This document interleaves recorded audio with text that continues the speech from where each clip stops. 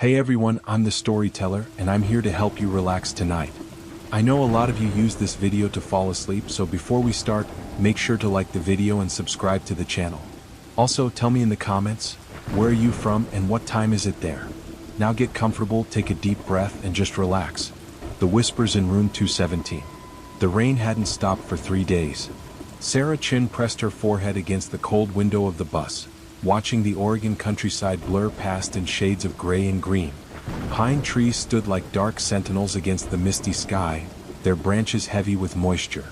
She'd been traveling for 18 hours, switching buses twice, all to reach the small coastal town of Millbrook for a job interview that could change everything. At 26, Sarah had spent the last 4 years working as a night auditor at various hotels, always the graveyard shift, always alone with her thoughts and the occasional late-night guest. But this position was different, assistant manager at the historic Seaview Inn, with regular hours and actual responsibilities. It was the kind of opportunity she'd been waiting for. The bus lurched to a stop at a weathered shelter that barely qualified as a station. Millbrook, the driver announced, his voice gravelly from years of cigarettes. End of the line. Sarah gathered her single suitcase and stepped into the drizzle. The town was smaller than she'd imagined. A main street lined with shops that looked frozen in the 1950s, their painted signs fading but still cheerful despite the gloom. The salt-tinged air filled her lungs, mixed with the scent of wet pine and something else she couldn't quite identify. Something old. The Seaview Inn stood at the end of Main Street, perched on a slight hill that gave it a commanding view of the great Pacific. It was a Victorian mansion converted into a hotel sometime in the 1920s, according to the website. 3 stories of weathered blue siding and white trim, with a wraparound porch that had seen better days. But there was something dignified about its weathered appearance, like an elderly woman who still dressed well despite her age. Sarah climbed the front steps, her suitcase bumping against each worn wooden plank. The front door was heavy oak with an oval of frosted glass. She pushed it open, setting off a small brass bell. The lobby was a study in faded elegance. Persian rugs covered polished hardwood floors, and the walls were lined with maritime paintings and old photographs of the town. A massive stone fireplace dominated one wall, cold and dark on this September afternoon. The air smelled of lemon polish and old wood, with that underlying scent she'd noticed outside, something organic and slightly sweet, like flowers left too long in a vase. You must be Sarah. She turned to find a woman in her 50s emerging from behind the mahogany reception desk. She had silver hair pulled back in an efficient bun and wore a navy cardigan over a floral dress. Her smile was warm but tired, with deep lines around her eyes that suggested too many sleepless nights. I'm Helen Morrison, the owner. We spoke on the phone. Sarah shook her hand, noting the slight tremor in Helen's fingers. It's nice to finally meet you in person. The inn is beautiful. She has her charms, Helen said, glancing around the lobby with obvious affection. Though she's showing her age these days. That's partly why I need help. It's getting to be too much for one person. She paused, studying Sarah with pale blue eyes. Your experience in hotel management is impressive for someone so young. I've always been drawn to hospitality, Sarah said, which was partially true. The real draw had been the night shift, fewer people to deal with, more time to think. But that wasn't something you mentioned in interviews. Well, let me show you to your room. I've put you in 217 for your stay. It's one of our nicest, with an ocean view. Helen picked up an old-fashioned brass key from the desk. The interview isn't until tomorrow morning, so you'll have time to settle in and get a feel for the place. They climbed the central staircase, its carved banister polished smooth by decades of hands.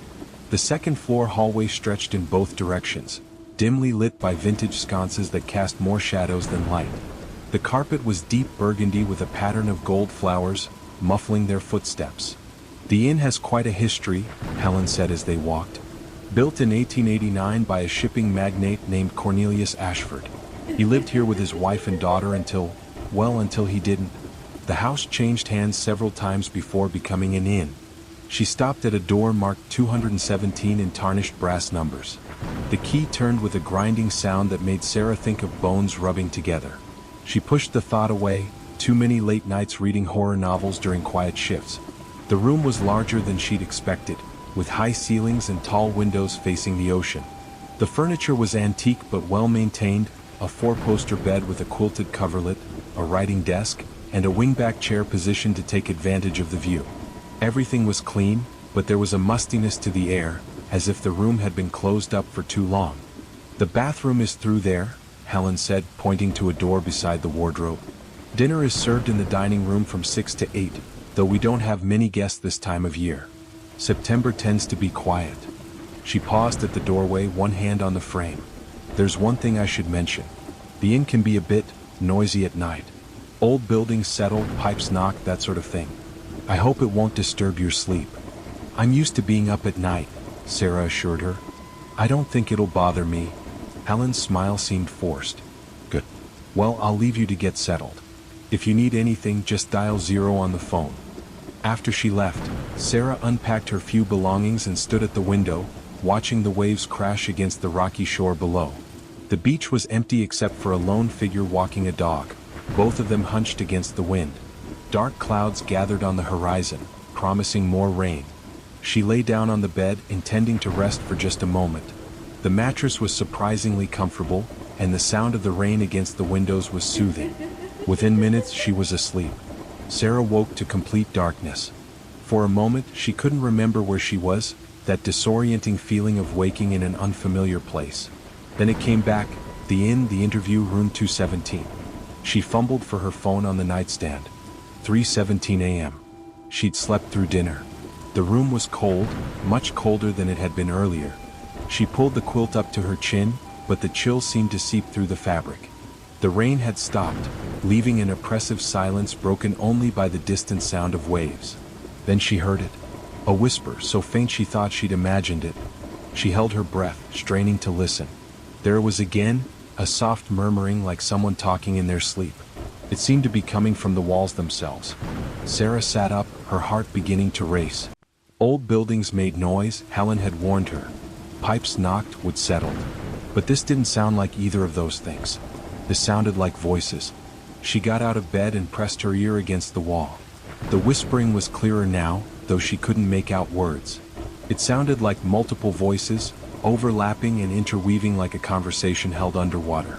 The sound moved, traveling along the wall toward the corner of the room. Sarah followed it, her bare feet silent on the cold floor. In the corner, the whisper seemed to emanate from a spot where the wallpaper had begun to peel, revealing older paper underneath. She reached out to touch it, then pulled her hand back. The wall was ice cold, far colder than it should be. The whisper stopped abruptly, as if aware of her presence. The silence that followed was somehow worse than the sounds had been. Sarah backed away from the corner, her skin prickling with goosebumps that had nothing to do with the temperature. She grabbed her phone and turned on the flashlight, sweeping it around the room. Everything looked normal. The furniture exactly where it should be, her suitcase still open on the luggage rack. But something felt different. The air itself seemed heavier, pressing against her like a physical weight. Sarah forced herself to take deep breaths. She was overthinking this. It was just an old building in a new place, and her imagination was running wild. She'd experienced plenty of strange noises during her night shifts. Hotels were full of them. This was no different. She climbed back into bed and pulled the covers over her head, a childish gesture but comforting nonetheless. Eventually, exhaustion won over fear and she drifted back to sleep. The next morning dawned gray but rainless. Sarah woke at 7, feeling groggy but determined to make a good impression. She showered and dressed in her best interview outfit, a charcoal blazer and skirt that she'd bought specifically for this opportunity. The dining room was empty except for an elderly couple silently eating toast at a corner table. Sarah helped herself to coffee and a muffin from the continental breakfast spread, trying to ignore the way her hands shook slightly. She hadn't slept well after the whispering incident, drifting in and out of uneasy dreams she couldn't quite remember. "Good morning." Helen appeared in the doorway, looking more rested than she had the day before. "I trust you slept well?" Sarah hesitated, then nodded. No point in complaining about strange noises before the interview even started. "The room is very comfortable." "I'm glad to hear it. When you're finished with breakfast, we can meet in my office. It's just behind the reception desk." Helen's office was small and cluttered, every surface covered with papers, ledgers, and old photographs. She cleared a stack of invoices from a chair and gestured for Sarah to sit. "I'll be honest with you," Helen began, settling behind her desk. "The inn isn't doing well financially. Tourism has dropped off in recent years, and the building needs more repairs than I can afford. I'm looking for someone who can help me turn things around, someone with fresh ideas and the energy to implement them. They talked for over an hour about Sarah's experience, her ideas for marketing and modernization, her willingness to live on-site, a requirement for the position. Helen seemed impressed by her suggestions for updating the website and creating social media presence, things that seemed foreign to the older woman. The job comes with room and board, Helen explained. You'd have your own apartment on the 3rd floor, sitting room, bedroom, and private bath. The salary isn't much, I'm afraid, but without rent and food expenses, it's quite livable. She stood and walked to the window, gazing out at the garden. There's something else I should tell you. The inn has a reputation. Some of the locals think it's haunted. Absolute nonsense, of course, but it does affect bookings. We get the occasional ghost hunter wanting to stay here, but I turn them away. I won't have people making a spectacle of the place. Sarah thought of the whispers in the night but kept her expression neutral. Every old building has stories. It could actually be a marketing angle if handled tastefully. Historic inns with colorful pasts often do well. Helen turned back to her, a small smile playing at her lips. You're very pragmatic. I like that. She returned to her desk and pulled out a folder. I'd like to offer you the position. You can take some time to think about it, of course. I'll take it, Sarah said quickly. Despite the strange night, something about the inn called to her. Maybe it was the melancholy beauty of the place, or the challenge of bringing it back to life. Or maybe she was just desperate for a change. Helen's eyebrows rose. You're certain? It's a big commitment living where you work. The isolation can be difficult, especially in winter. I'm used to solitude, Sarah said, and I think the inn has tremendous potential. They shook hands and Sarah felt a flutter of excitement mixed with apprehension. She was really doing this, leaving her old life behind for a chance at something better. Can you start Monday? Helen asked. That gives you a few days to go home and pack your things. Actually, Sarah said, everything I own is in that suitcase upstairs. I can start whenever you need me. Helen studied her with those pale eyes, and Sarah wondered what she saw. A young woman running from something? Someone with nothing to lose? Both were true in their way. Tomorrow then, Helen said finally. We'll get you moved into the 3rd floor apartment in the morning. That night, Sarah lay in bed in room 217 listening. The whispers came again at 3:17, exactly as they had the night before. This time she didn't get up to investigate. She simply listened, trying to discern patterns in the murmuring voices. They seemed almost conversational, rising and falling in rhythm like normal speech. But the words, if they were words, remained incomprehensible. At one point she thought she heard her name woven into the whispers. But that was impossible. Just her tired mind playing tricks. The next morning, Helen led her up a narrow staircase she hadn't noticed before, hidden behind a door marked private, near the end of the 2nd floor hallway. The 3rd floor was smaller than the others, with slanted ceilings that followed the roofline. There were only 4 rooms up here, Helen explained, 2 guest rooms that were rarely used in the apartment. This was actually the servants' quarters originally, Helen said, producing another brass key. But it was converted into a proper apartment in the 60s. The apartment was modest but charming. The sitting room had dormer windows overlooking the town, a small fireplace, and built-in bookshelves filled with yellowing paperbacks. The bedroom was just large enough for a double bed and dresser, with a slanted ceiling that made it feel cozy rather than cramped. The bathroom had a clawfoot tub and black and white tile that had seen better days but was scrupulously clean. It's perfect, Sarah said, and meant it. After years of temporary accommodations, having a real home, however small, felt like luxury. Helen handed her the key. I'll leave you to settle in. The supply closets are in the basement, cleaning supplies, extra linens, that sort of thing. The kitchen is open to you anytime, just clean up after yourself. We have a housekeeper, Marta, who comes in 3 days a week, and a cook, James, who handles breakfast and dinner service. She paused at the door. One more thing. The 3rd floor can be quite active at night, more so than the rest of the inn. Just so you're prepared. After Helen left, Sarah stood in her new sitting room, trying to process what she'd just heard. Active? What did that mean exactly? But she pushed the worry aside. She'd dealt with worse than strange noises in her years of night work, drunk guests, wannabe burglars, the occasional medical emergency. Whatever the inn's quirks, she could handle them. She spent the day familiarizing herself with the property. The inn had 24 guest rooms spread across the 3 floors, though only about half were regularly used. Each had its own character, decorated with period furniture and naval-themed art. The basement was a warren of storage rooms, laundry facilities, and mechanical systems that groaned and hissed like living things.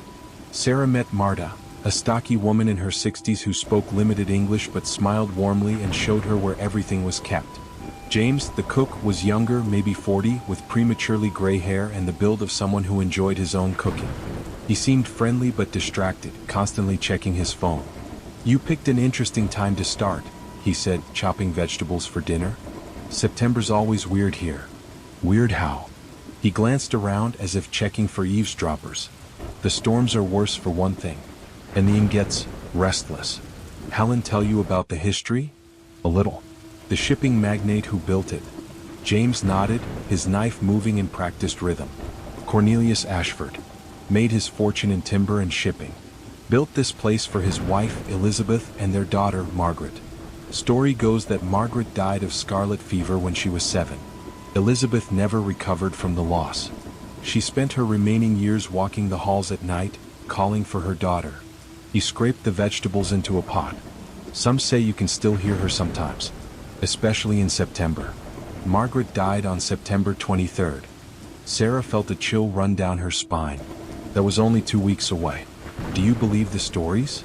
James shrugged. "I've worked here 5 years. I've heard things I can't explain. Seen things too.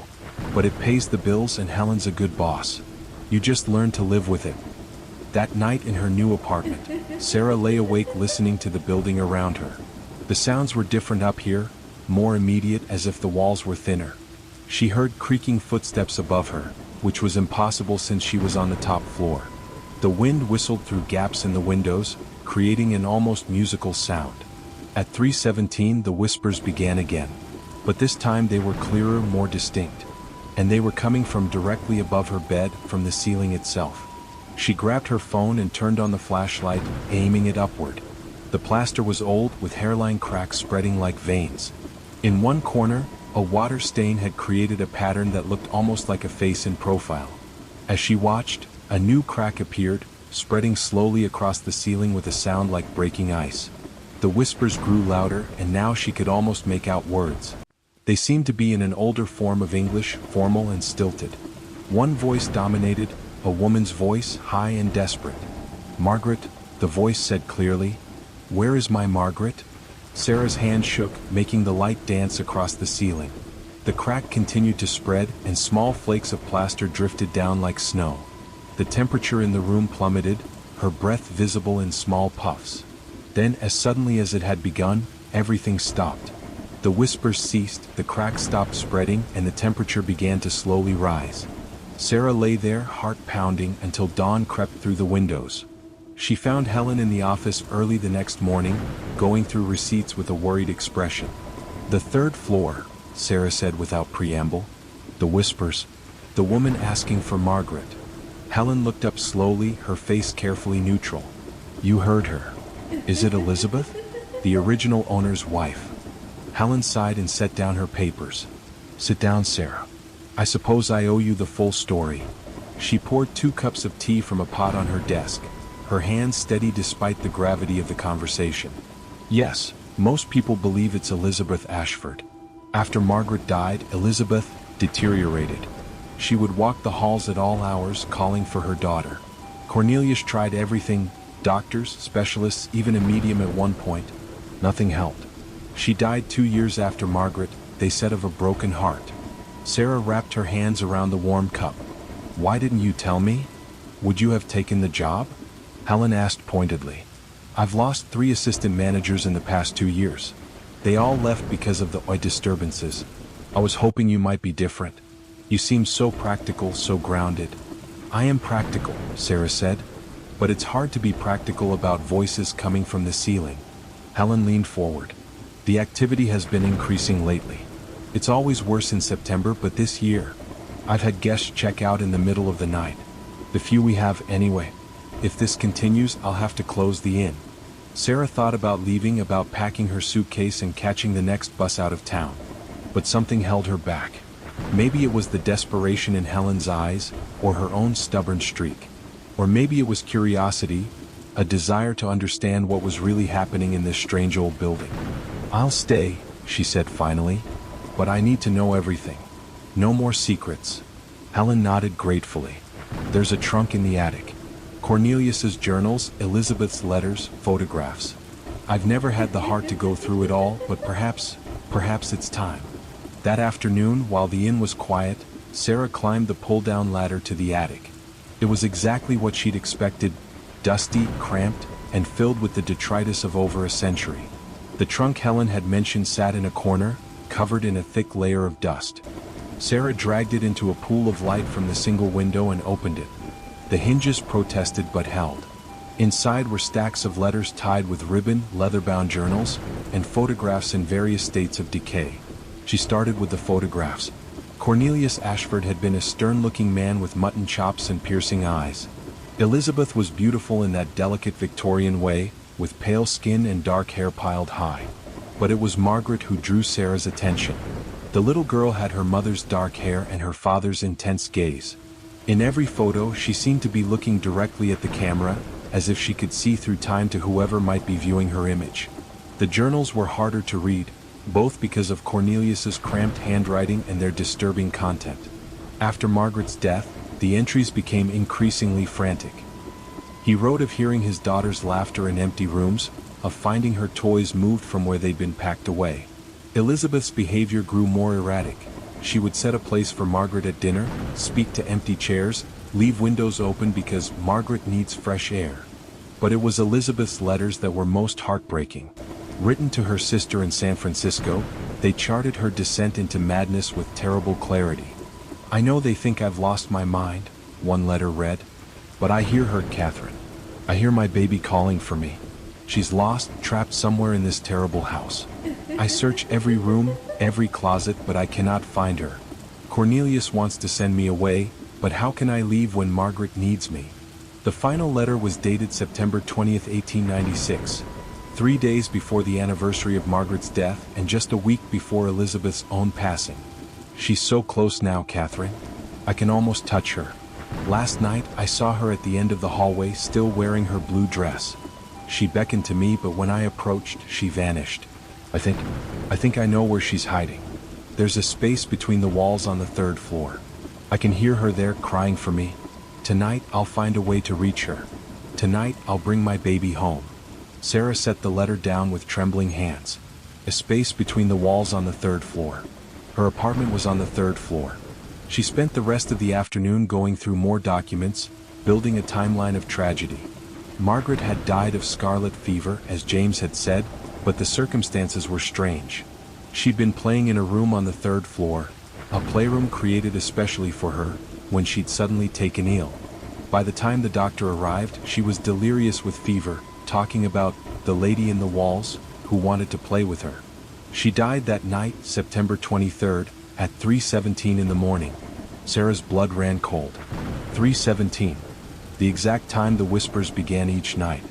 As darkness fell, she returned to her apartment with an armload of documents. She needed to understand more, to piece together what had really happened in this house. But as she spread the papers across her sitting room floor, she heard something that made her freeze. Footsteps. Clear, deliberate footsteps coming from her bedroom. Sarah stood slowly, her heart hammering. The footsteps continued, pacing back and forth as if someone were searching for something. She grabbed a heavy candlestick from the mantel, a ridiculous weapon, but better than nothing, and approached the bedroom door. It was slightly ajar, though she was certain she'd left it closed. Through the gap, she could see movement, a shadow passing back and forth across the floor. The footsteps stopped directly in front of the door. Sarah held her breath. The silence stretched on, unbearable in its intensity. Then, slowly, the door began to open. There was no one there.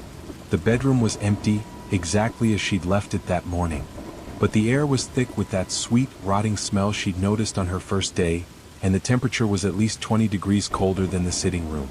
On her bed, placed precisely in the center of her pillow, was a child's toy, a cloth doll with dark yarn hair and a faded blue dress. Sarah's hands shook as she picked up the doll.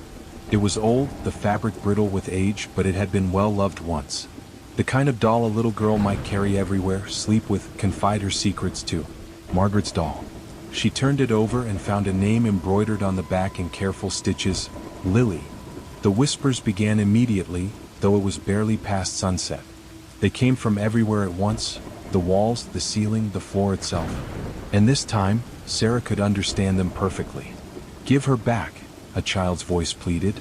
"Please give Lily back. She's scared without me." Sarah clutched the doll, her rational mind warring with what she was experiencing. This couldn't be happening. Ghosts weren't real. There had to be a logical explanation.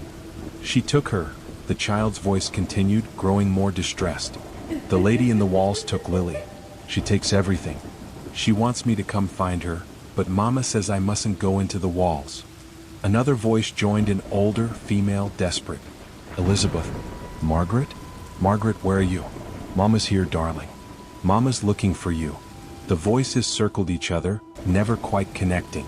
A mother searching for her child, a child afraid to be found. They were both trapped, Sarah realized, caught in an endless loop of loss and longing. She set the doll gently on her dresser and backed out of the room. She needed help, needed to talk to someone who might understand what was happening. Helen was gone for the evening, but maybe James was still in the kitchen. She found him cleaning up after dinner service, whistling tunelessly as he worked. "James," she said, and he turned, his whistling dying when he saw her face. "You look like you've seen a ghost," he said, then grimaced. "Sorry? Poor choice of words. What happened?" Sarah told him about the doll, the voices, what she'd learned from the documents. James listened without interrupting, his expression growing more serious with each detail. "Lily," he said when she'd finished. "I've heard that name before. Some of the guests who fled in the night mentioned a child asking for Lily. What do I do?" Sarah asked. "I can't just ignore this." James dried his hands on a dish towel, considering. "There's someone you should talk to. Evelyn Marsh. She's lived in town her whole life, 93 years old. Her grandmother worked as a maid for the Ashfords. If anyone knows the real story, it's her." He gave her directions to Evelyn's house, a small cottage on the outskirts of town. Sarah grabbed her jacket and headed out into the night, grateful to be away from the inn even temporarily. The walk took 20 minutes through quiet streets wet with mist from the ocean. Evelyn's cottage was exactly what Sarah had pictured, tiny and neat, with a garden that probably bloomed magnificently in spring. A light burned in the front window. Sarah knocked, wondering if it was too late for an unannounced visit. But the door opened almost immediately, revealing a tiny woman with silver hair and sharp, dark eyes. "You're the new girl at the inn," Evelyn said. "It wasn't a question. I wondered when you'd come." She led Sarah into a sitting room crowded with photographs, doilies, and the accumulated treasures of a long life. A fire crackled in the grate, and a gray cat watched suspiciously from its perch on the mantel. "Tea?" Evelyn asked, already moving toward the kitchen. "Thank you," Sarah said, settling into a chair that smelled of lavender and age. Evelyn returned with a tray, her movements careful but steady. She poured 2 cups and settled across from Sarah with obvious curiosity. "So, what has she shown you?" "She?" Sarah asked, though she suspected she knew. "Margaret. She must have shown you something or you wouldn't be here." Evelyn sipped her tea, waiting. Sarah told her about the doll, about Lily appearing on her pillow.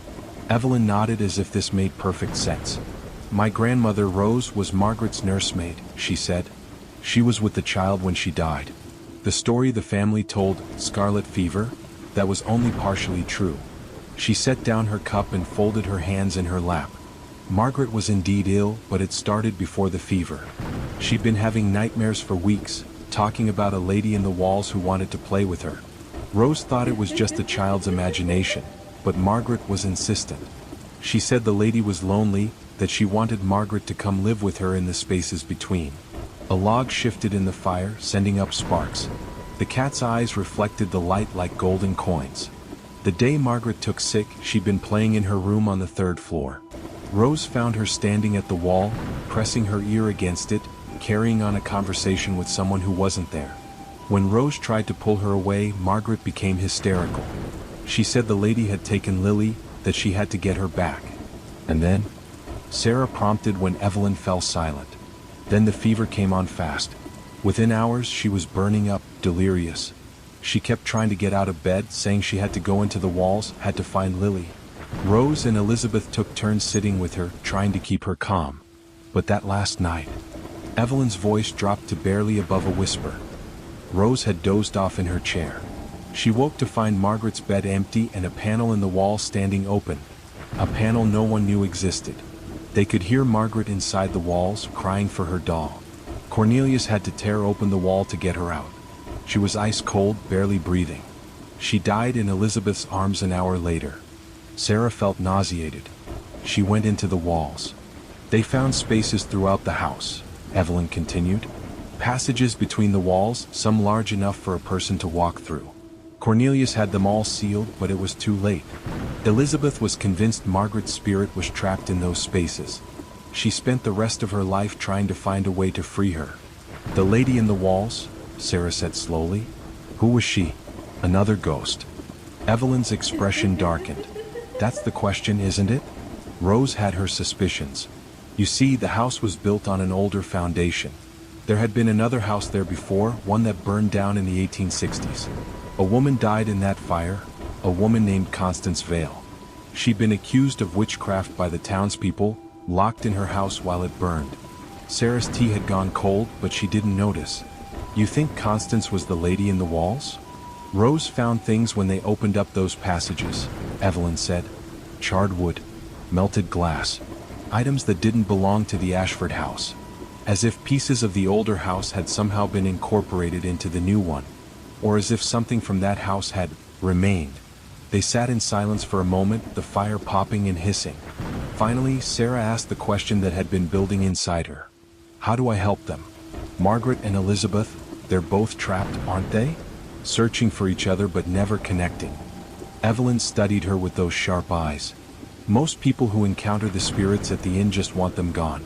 You want to help them? I hear the pain in their voices, Sarah said simply. No one should have to suffer like that for over a century. A small smile crossed Evelyn's weathered face. Rose would have liked you.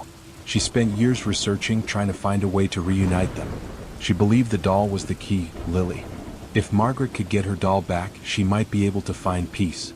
But the doll was lost when they sealed the walls. It's not lost, Sarah said. It's in my room. Margaret, or something, put it there tonight. Evelyn leaned forward, her eyes bright with interest. Then perhaps it's finally time. Rose left instructions, a ritual she'd pieced together from old books and local folklore. I have it here somewhere.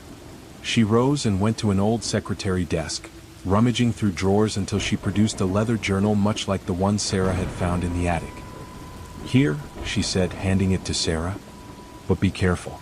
Rose believed that opening the connection between Margaret and Elizabeth might also strengthen whatever else lurks in those walls.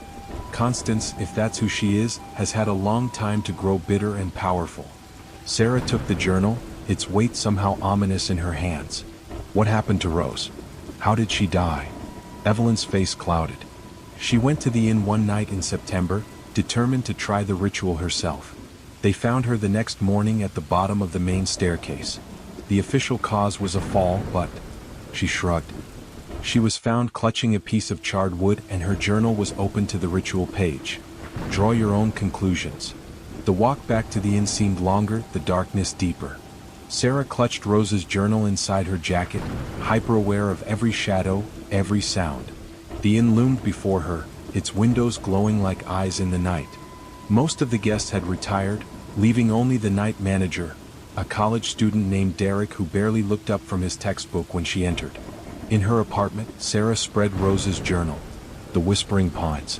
Sarah Chin had always been a light sleeper, but the silence of Whispering Pines was different from the urban hum she was accustomed to. As she lay in the creaky four-poster bed that had belonged to her great-aunt Margaret, she found herself straining to hear something, anything, that might explain the unease that had settled in her chest like a cold stone. The old Victorian house groaned around her, its weathered bones settling into the cool October night. She pulled the heavy quilt up to her chin and tried to focus on the gentle patter of rain against the diamond-paned windows. It should have been soothing, but instead, it felt like tiny fingers tapping against the glass trying to get in. Sarah had inherited the house just 3 weeks ago, along with its contents and the small trust fund that would allow her to maintain it. Great-Aunt Margaret had been a distant relative, someone Sarah had met only once at a family reunion when she was 12. She remembered a tall, elegant woman with silver hair and kind eyes who had seemed to understand Sarah's love of old books and quiet places. The inheritance had come at the perfect time. Sarah's job at the marketing firm had been slowly draining her soul, and her relationship with David had ended badly 6 months prior. The house represented a fresh start, a chance to pursue her dream of becoming a freelance writer in a place where rent wouldn't consume her entire income. But now, lying in the darkness, Sarah wondered if she had made a mistake. The house felt too big, too empty, despite being filled with Margaret's belongings. During the day, sunlight streaming through the tall windows made everything seem warm and inviting. The carved wooden furniture, the Persian rugs, the shelves upon shelves of books, it all spoke of a life well lived, of someone who had appreciated beautiful things. At night, however, the shadows seemed to move independently, and the silence felt oppressive rather than peaceful. Sarah had always been imaginative, it was part of what made her a good writer, but she couldn't shake the feeling that she wasn't alone in the house. A soft creak from somewhere downstairs made her freeze. Old houses made noises, she reminded herself. Wood expanded and contracted with temperature changes. Pipes settled. There were 100 perfectly rational explanations for the sounds that seemed to echo through the halls at night. But as she lay there, listening intently, the creaking came again, rhythmic and deliberate. Like footsteps. Sarah's heart began to race. She reached for her phone on the nightstand, its blue light harsh in the darkness. 2:47 a.m. She had been lying awake for hours, despite her exhaustion from unpacking boxes all day. The footsteps, if that's what they were, seemed to be moving through the downstairs hallway, pausing occasionally as if someone was examining the family portraits that lined the walls. She slipped out of bed, her bare feet silent on the cold hardwood floor. The house had come furnished, down to the vintage nightgowns she'd found in the bedroom dresser. She had been wearing one tonight, a soft cotton thing with tiny flowers that smelled faintly of lavender and something else. Something that reminded her of autumn leaves and distant memories. The bedroom door opened with only the slightest whisper of hinges. Sarah stepped into the hallway, her hand trailing along the smooth banister as she approached the top of the stairs. The house was darker than she had expected, the windows that had let in so much light during the day now revealing only the pressing darkness of the countryside beyond. The footsteps had stopped. Sarah held her breath, listening. Nothing. Perhaps she had imagined it after all. Moving to a new place, especially one with so much history, was bound to affect her sleep.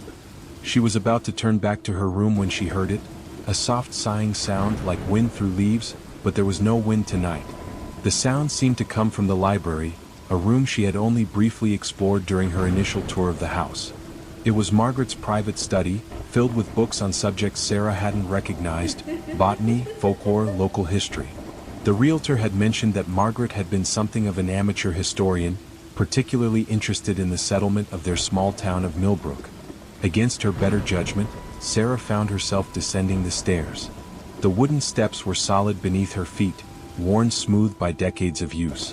Family photographs watched her progress, their subjects' eyes seeming to follow her movement in the dim light that filtered through the stained glass window on the landing. The library door stood slightly ajar, though Sarah was certain she had closed it earlier. A faint, warm light emanated from within, as if someone had lit a fire in the small fireplace. But Sarah hadn't touched the fireplace, and she was sure there had been no fire when she'd gone to bed. She pushed the door open gently and stepped inside. The room was exactly as she had left it, almost.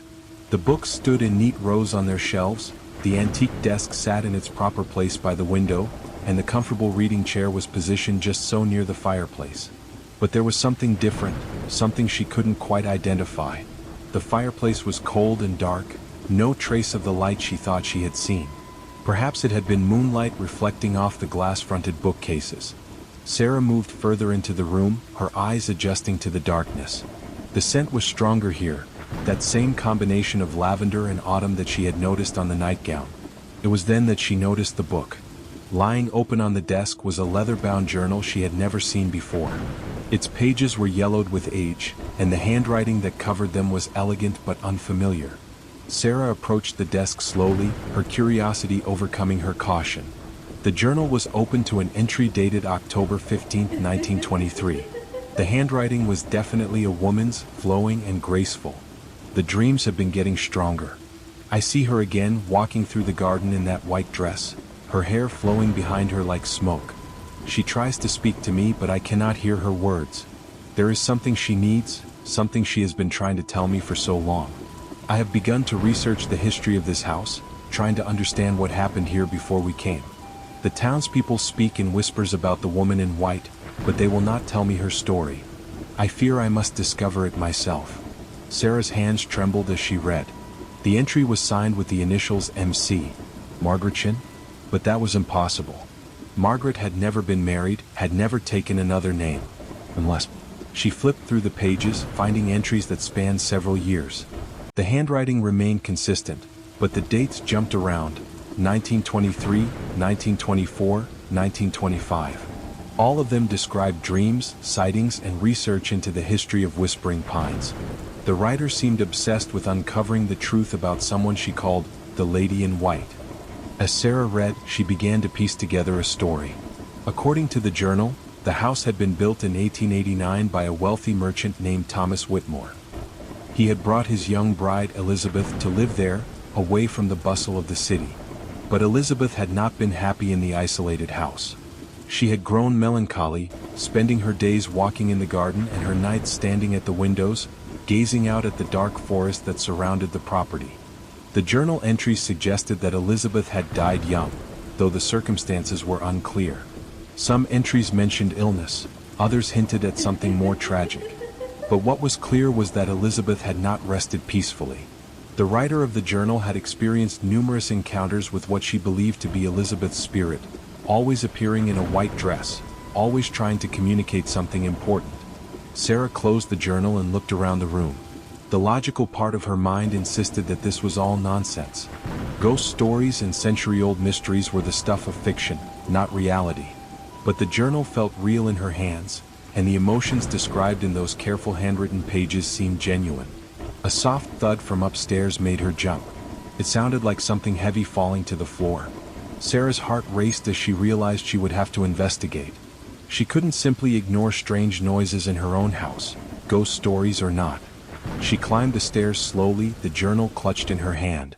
The sound had seemed to come from the master bedroom, her bedroom. As she reached the top of the stairs, she could see that the door stood wide open, though she was certain she had left it only slightly ajar. The bedroom was bathed in pale moonlight that streamed through the tall windows. Everything appeared to be in its proper place, but there was something on the floor near the foot of the bed. Sarah approached cautiously and found a small, framed photograph lying face down on the hardwood. She picked it up and turned it over. The photograph showed a young woman in a white dress standing in what appeared to be the Garden of Whispering Pines. The woman was beautiful, with long dark hair and large, expressive eyes. But it was her expression that made Sarah's breath catch. The woman looked incredibly sad, almost desperate, as if she were trying to convey something urgent to whoever was taking the photograph. Written in faded ink across the bottom of the photograph was a single word: Elizabeth. Sarah sank onto the edge of the bed, the photograph in one hand and the journal in the other. The logical explanations she had been clinging to began to crumble. The photograph must have been sitting on the mantel or a shelf somewhere, and perhaps vibrations from her walking around had caused it to fall. But why now? And why this particular photograph? She opened the journal again, looking for any mention of the photograph. Near the end of the entries, she found what she was looking for. I found it today, hidden in the attic among Thomas Whitmore's papers. The photograph of Elizabeth, taken just weeks before her death. Looking at it, I finally understand what she has been trying to tell me. The sadness in her eyes, the way her hand reaches toward the camera, she was trying to communicate with someone. But what? And why has she chosen to appear to me? I am beginning to suspect that there is more to Elizabeth's story than a simple case of melancholy. The people in town, the few who will speak of her at all, mention rumors of a great love, a secret that Elizabeth carried to her grave. Perhaps that is what she needs, for someone to know her truth, to understand what really happened to her. Sarah felt a chill run down her spine. If the journal was to be believed, Elizabeth had been trying to communicate with the house's inhabitants for decades. But what truth was so important that a spirit would linger for over a century to reveal it? She looked at the photograph again, studying Elizabeth's face. The woman's eyes seemed to hold a depth of emotion that went beyond simple sadness. There was something almost pleading in her expression, as if she were begging whoever looked at the photograph to understand something crucial. The rain had stopped, and the house had settled into a deeper quiet.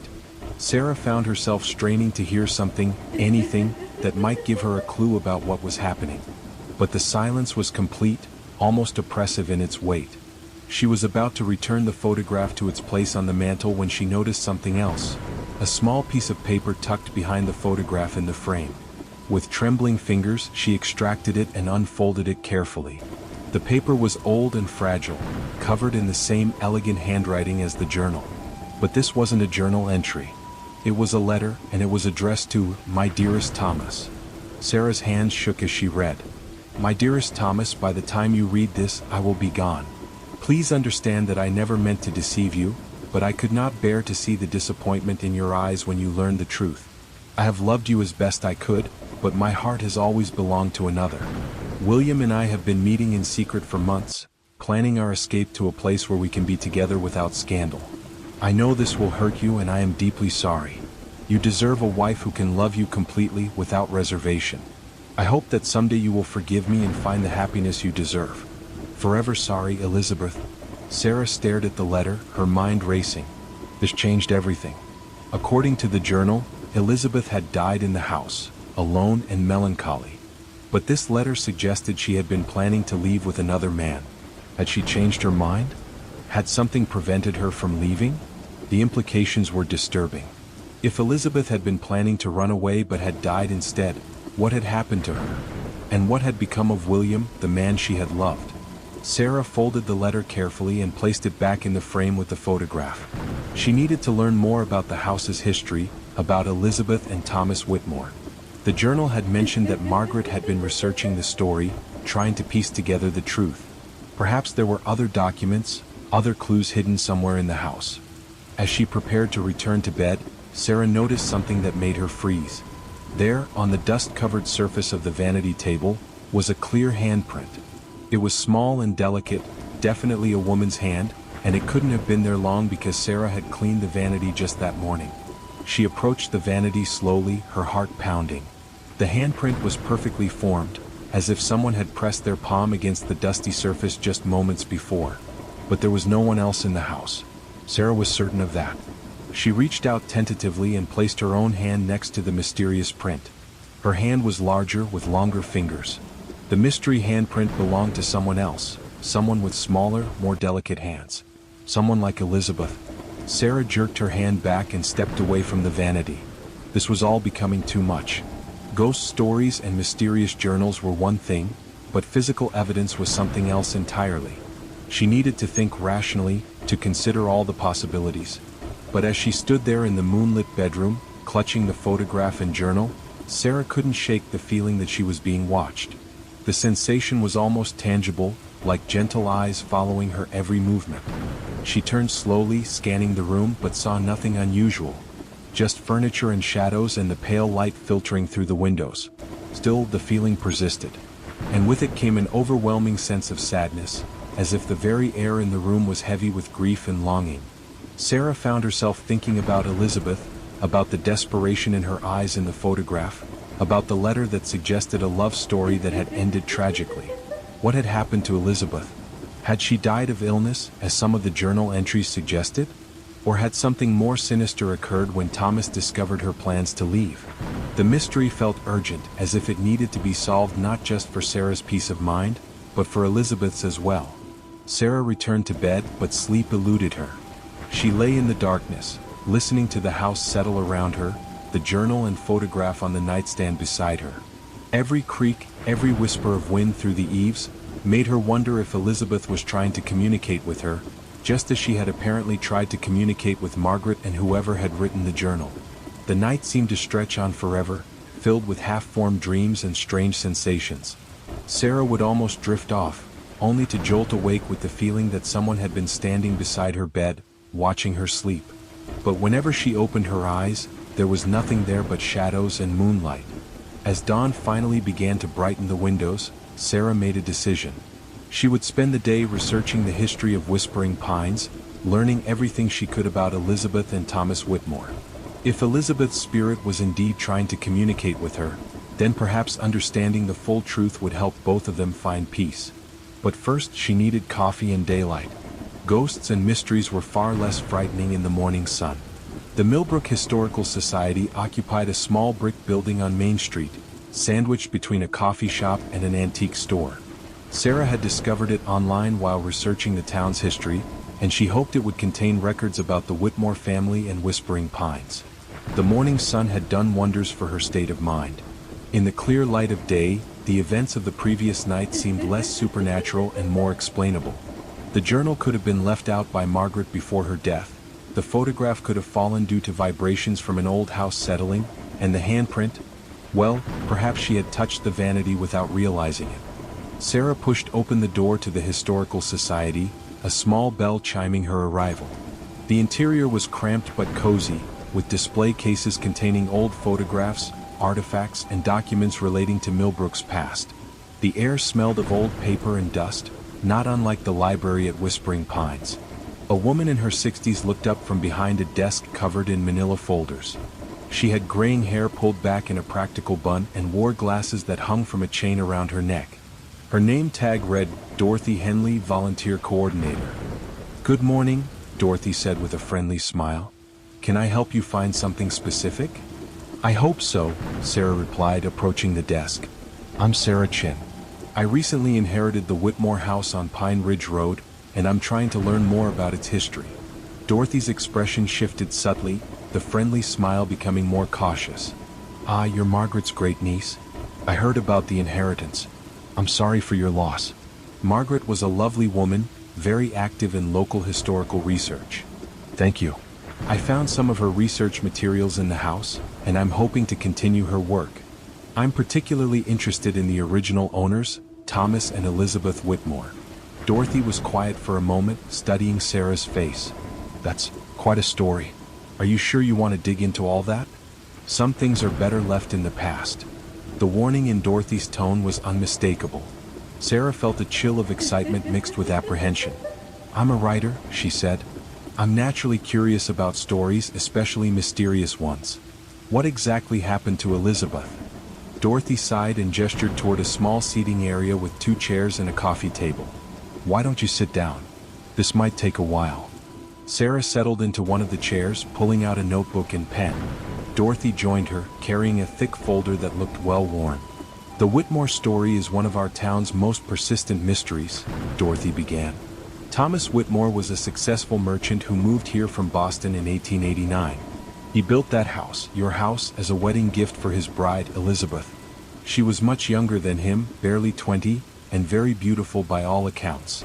Dorothy opened the folder and pulled out a photograph. It was the same image Sarah had found in her bedroom, showing Elizabeth in her white dress in the garden. "This is one of the few photographs we have of her."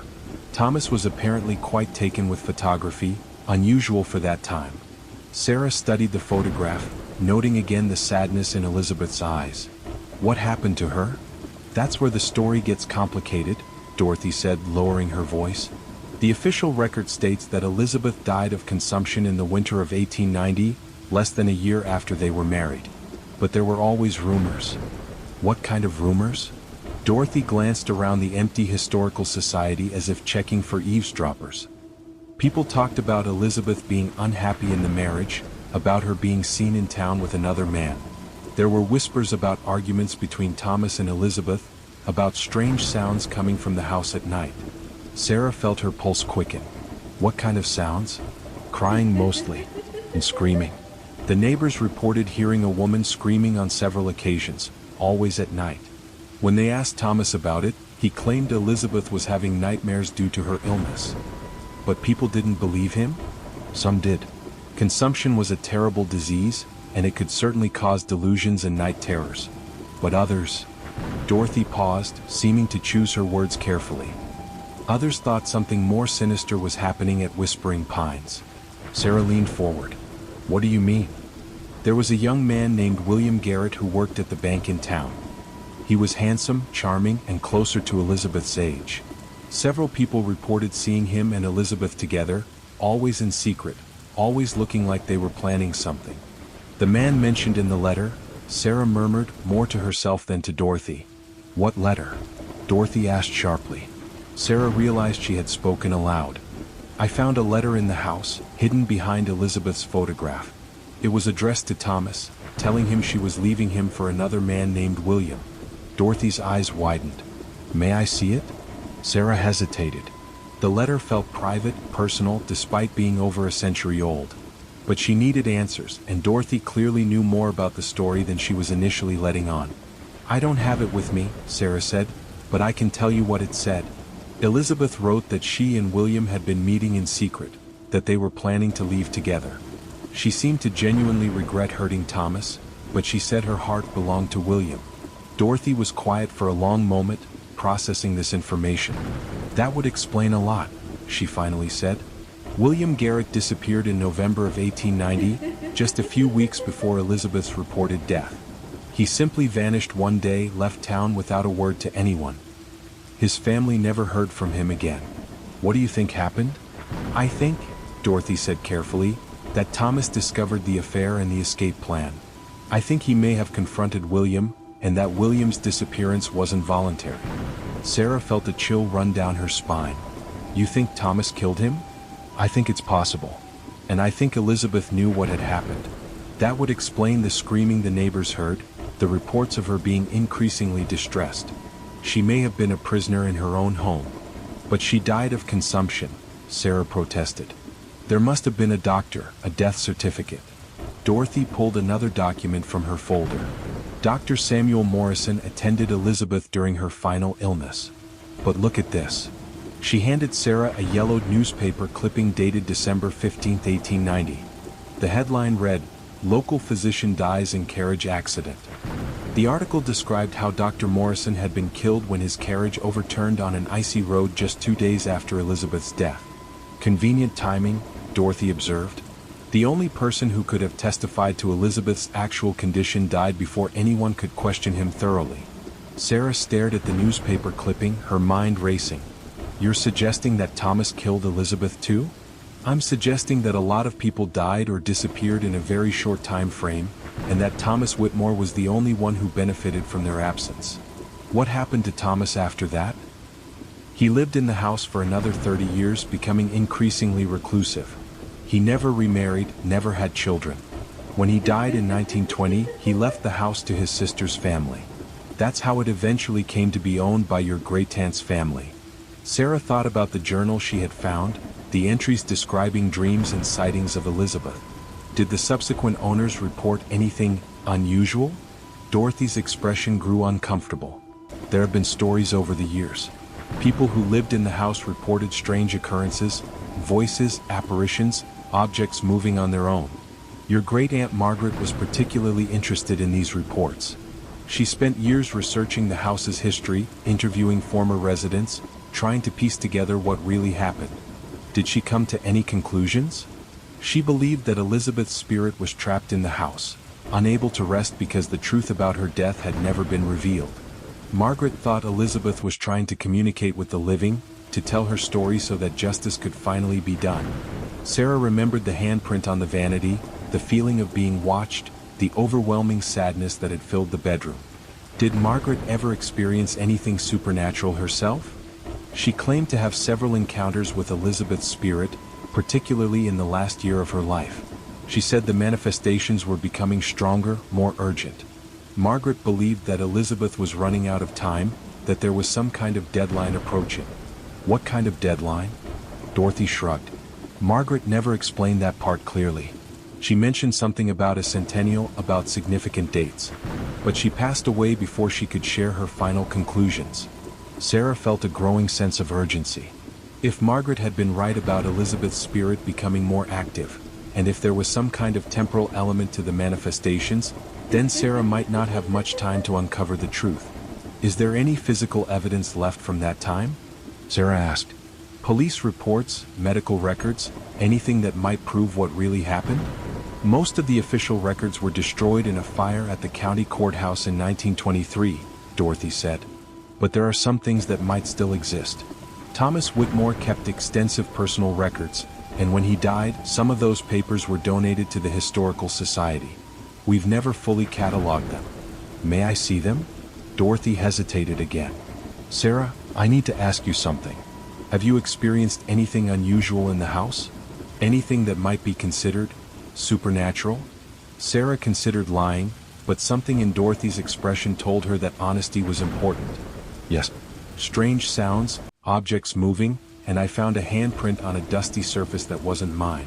Dorothy nodded as if she had expected this answer. Margaret warned us that might happen. She said Elizabeth seemed to be preparing for something, gathering strength for a final attempt to communicate her story. Margaret believed that Elizabeth would try to reach out to the next person who lived in the house. Why me? Why not you, or someone else who's been researching the story? Because you live there now.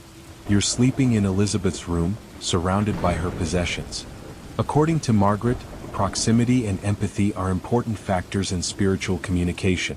Elizabeth needs someone who can understand her situation, someone who won't dismiss her as mere superstition. Sarah felt the weight of responsibility settling on her shoulders. What am I supposed to do? Find the truth, Dorothy said simply. If Elizabeth was murdered, if her death was covered up, then her spirit deserves justice. And if the story Margaret was developing is correct, then time is running out. Dorothy stood and walked to a tall filing cabinet in the corner of the room. She withdrew a key from her desk drawer and unlocked the bottom drawer of the cabinet. Inside were several boxes of documents, all labeled with dates from the 1890s. These are Thomas Whitmore's papers, Dorothy said, placing one of the boxes on the table. Personal correspondence, business records, household accounts. Margaret had started going through them, but she died before she could finish. Maybe you'll find something she missed. Sarah opened the box and found it filled with folders containing letters, receipts, and various documents. The papers were old and fragile, but they were still readable. She picked up the first folder and began to examine its contents.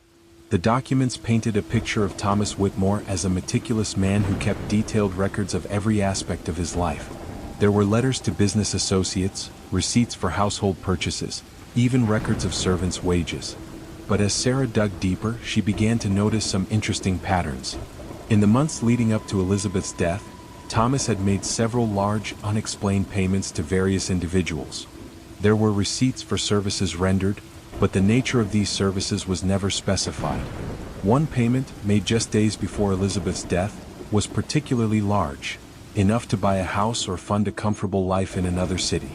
Look at this, Sarah said, showing Dorothy a receipt dated November 28, 1890.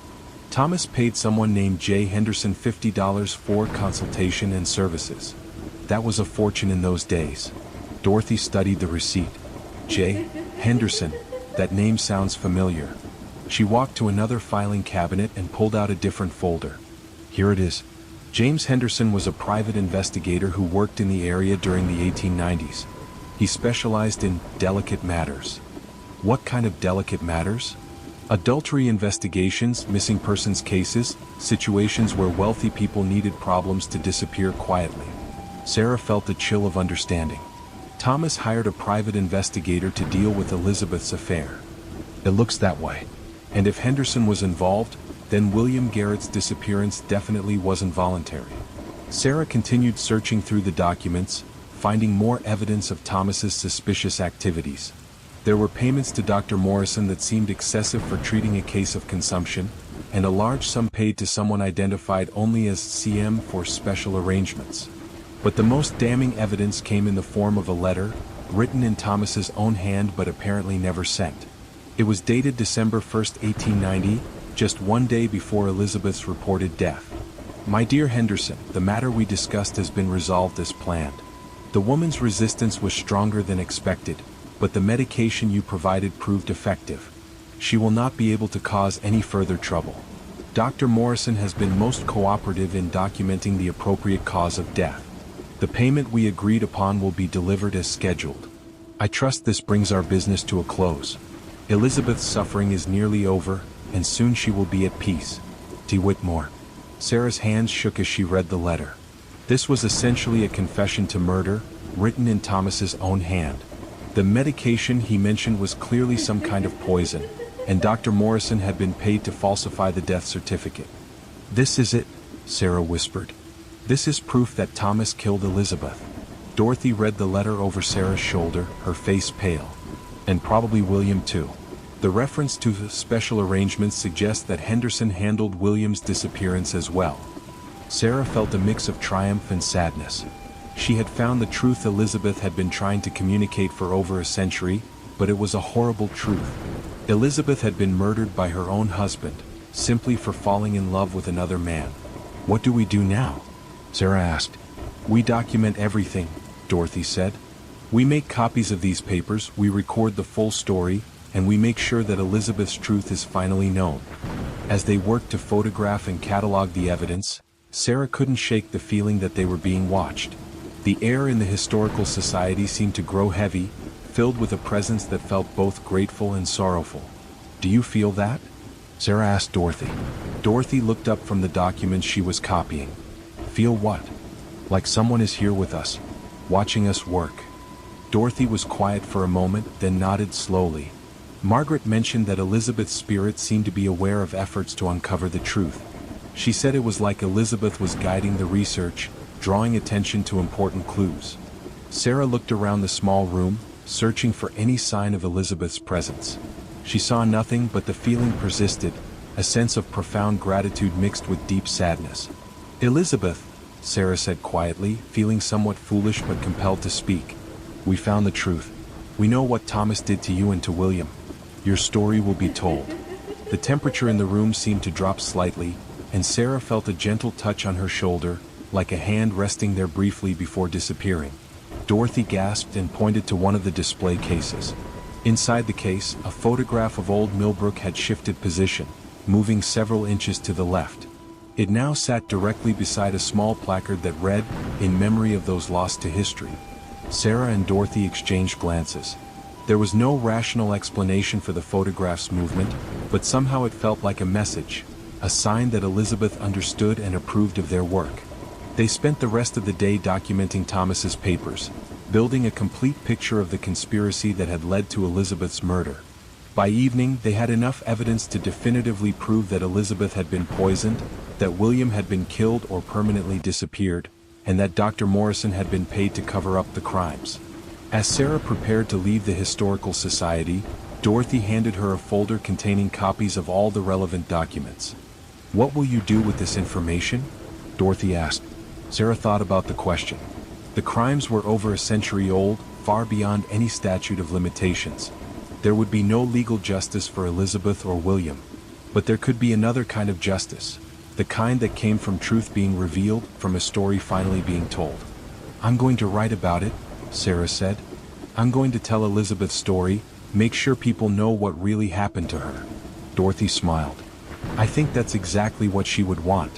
As Sarah drove back to Whispering Pines, she felt a complex mixture of emotions. She had solved a century-old mystery, but the solution was heartbreaking. Elizabeth had been young, in love, and desperate for freedom. Her only crime had been falling in love with the wrong person while married to a man who saw her as property rather than a person. The house looked different as Sarah approached it in the fading evening light.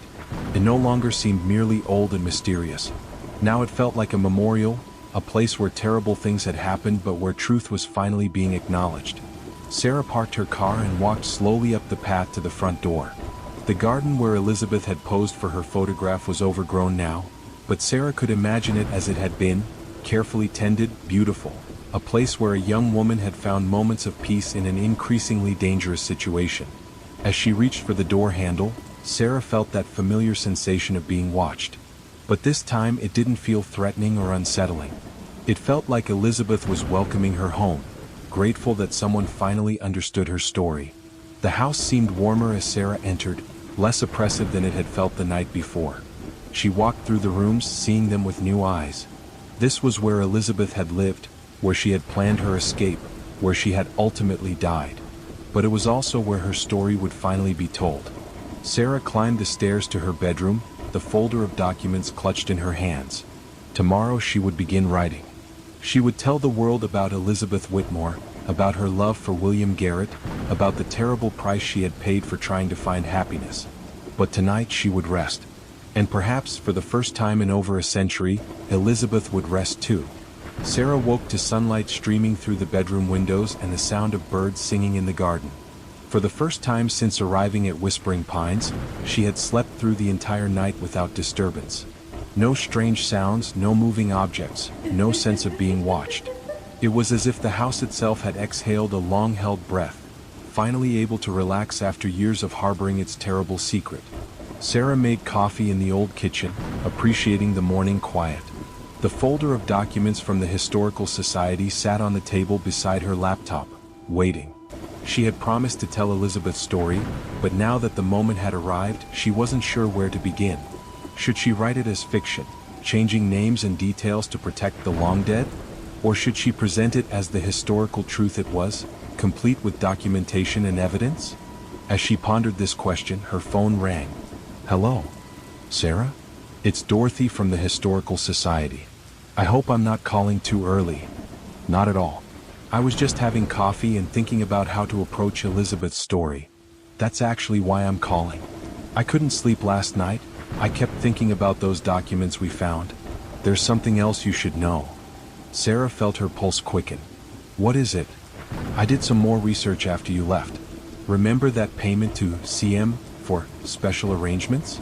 I think I know who that was." "Who?" "Charles Morrison. Dr. Morrison's brother. He was an undertaker in Millbrook during the 1890s. The implication was clear. Thomas hadn't just paid the doctor to falsify the death certificate. He had paid the undertaker to handle the body, possibly to hide evidence of poisoning. "There's more," Dorothy continued.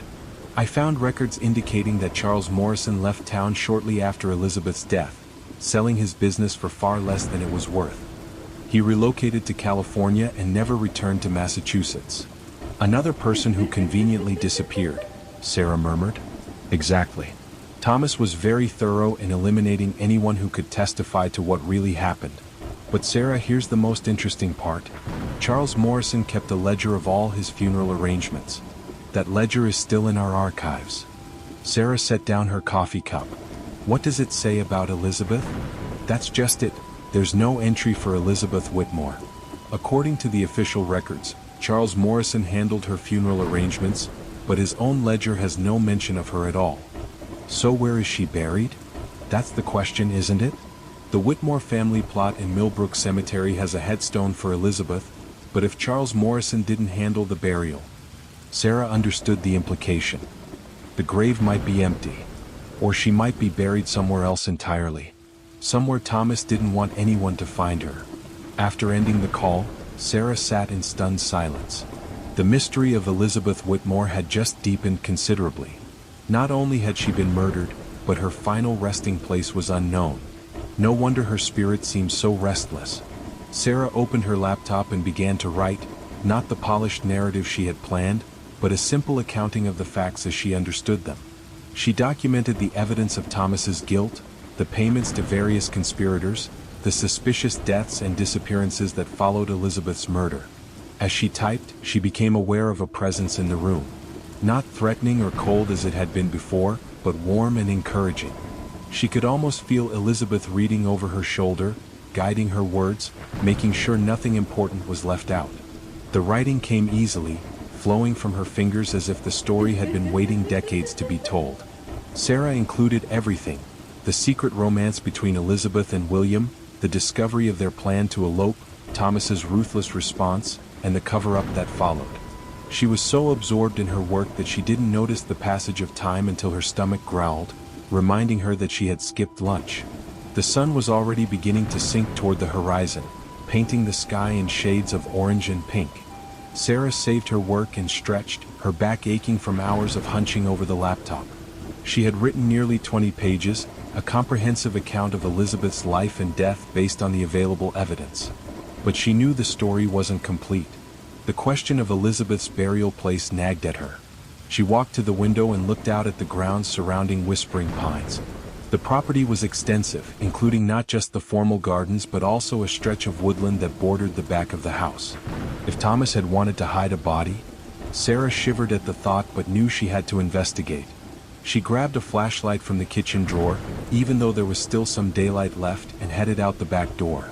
The gardens were even more overgrown up close, roses running wild and paths barely visible under the encroaching vegetation. Sarah made her way through carefully, following what seemed to have once been a stone pathway leading toward the woods. As she reached the tree line, she noticed something odd. There was a clearing about 50 feet into the woods, visible through the trees. It seemed too regular to be natural, too purposeful. Sarah pushed through the underbrush, following what might have been an old path. The clearing was small, perhaps 20 feet across, and in its center stood a single stone. It was weathered and covered in moss, but as Sarah brushed away the growth, she could make out carved letters, EW 1870 to 1890, Elizabeth Whitmore. This was her real grave, hidden away in the woods behind the house where she had been murdered. Sarah knelt beside the stone, tears pricking her eyes. "I found you," she whispered. "I found where he put you." The air in the clearing seemed to shimmer, and for just a moment, Sarah could have sworn she saw a figure standing beside her.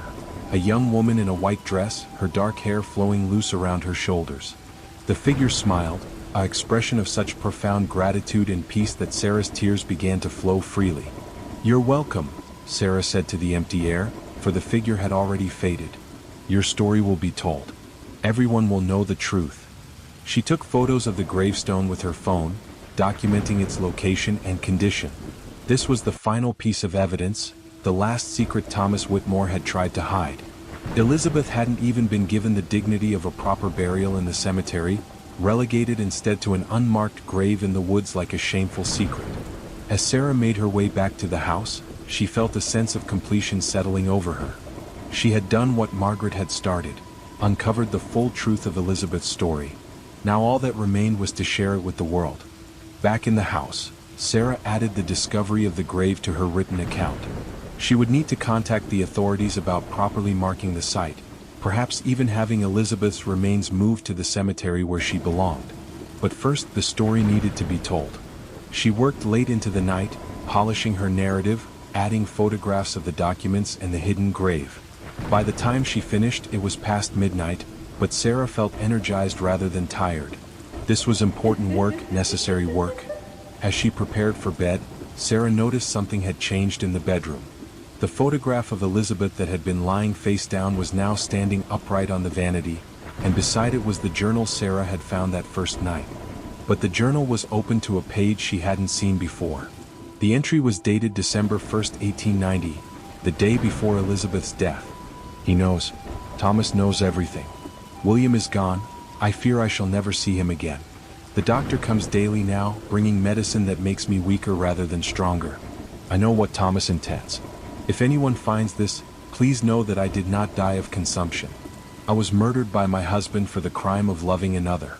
May God forgive him, for I cannot." Sarah stared at the journal entry. She had read through the entire journal that first night and had not seen this page. It was as if Elizabeth had wanted to wait until the full truth was uncovered before revealing her own final testimony. Carefully, Sarah photographed the journal entry. This was Elizabeth's own voice, her own accusation against Thomas. It was the final vindication of everything Sarah had discovered. That night, Sarah slept peacefully again. She dreamed not of tragedy and murder, but of a young woman in a garden, laughing in the sunlight, finally free from the shadows that had bound her for so long. In the morning, Sarah would submit her story to publishers, to historical journals, to anyone who would listen.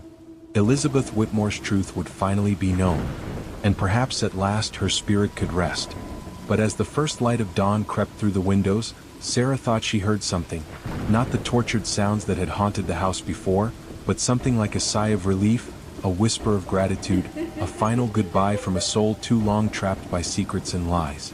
Whispering Pines would always carry the memory of what had happened within its walls. But now it would also stand as a monument to truth revealed, to justice delayed but not denied, and to the power of one woman's determination to tell another woman's story across the gulf of more than a century. Sarah smiled as she drifted off to sleep. She had come to Whispering Pines to write, and she had found the most important story of her career. But more than that, she had found a purpose, to give voice to those who could no longer speak for themselves. And somewhere in the gentle morning breeze that rustled through the trees, Elizabeth Whitmore finally found her peace. "I never anticipated experiencing authentic terror on my own avenue I've resided.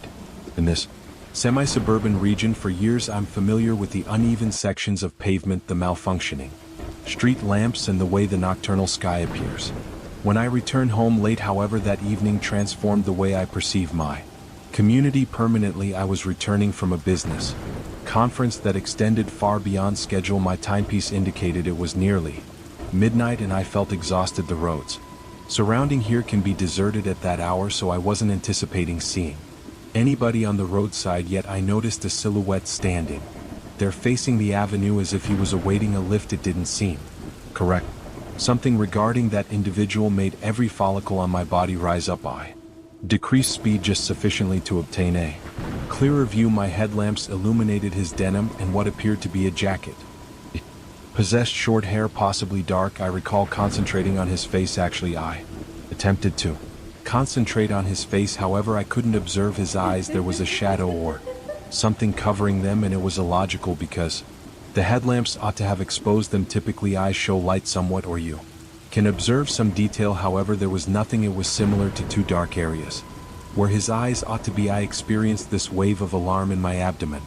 My throat constricted and my foot began to shake on the accelerator. I considered perhaps I was simply fatigued, or perhaps the perspective of the light was unusual. However, he raised his hand in a minor motion, as if he was indicating me to stop. It wasn't frenzied or urgent. It was more similar to a courteous gesture. However, it seemed abnormal. My heart thumped. My palms became moist against the steering wheel. I attempted to rationalize it, believing he was merely a hitchhiker. However, the sensation in my torso informed me differently. I didn't desire to halt. Something regarding him caused me to feel nauseated. I pressed the gas pedal and passed him without decreasing any more. As I drove past, I looked at him through the passenger glass. He remained completely motionless. He didn't leap or wave more forcefully. He simply maintained that arm elevated. My headlamp swept across him. However, I still couldn't observe his eyes. It was as if my brain declined to comprehend that portion of his face. I believe perhaps it was an illusion of the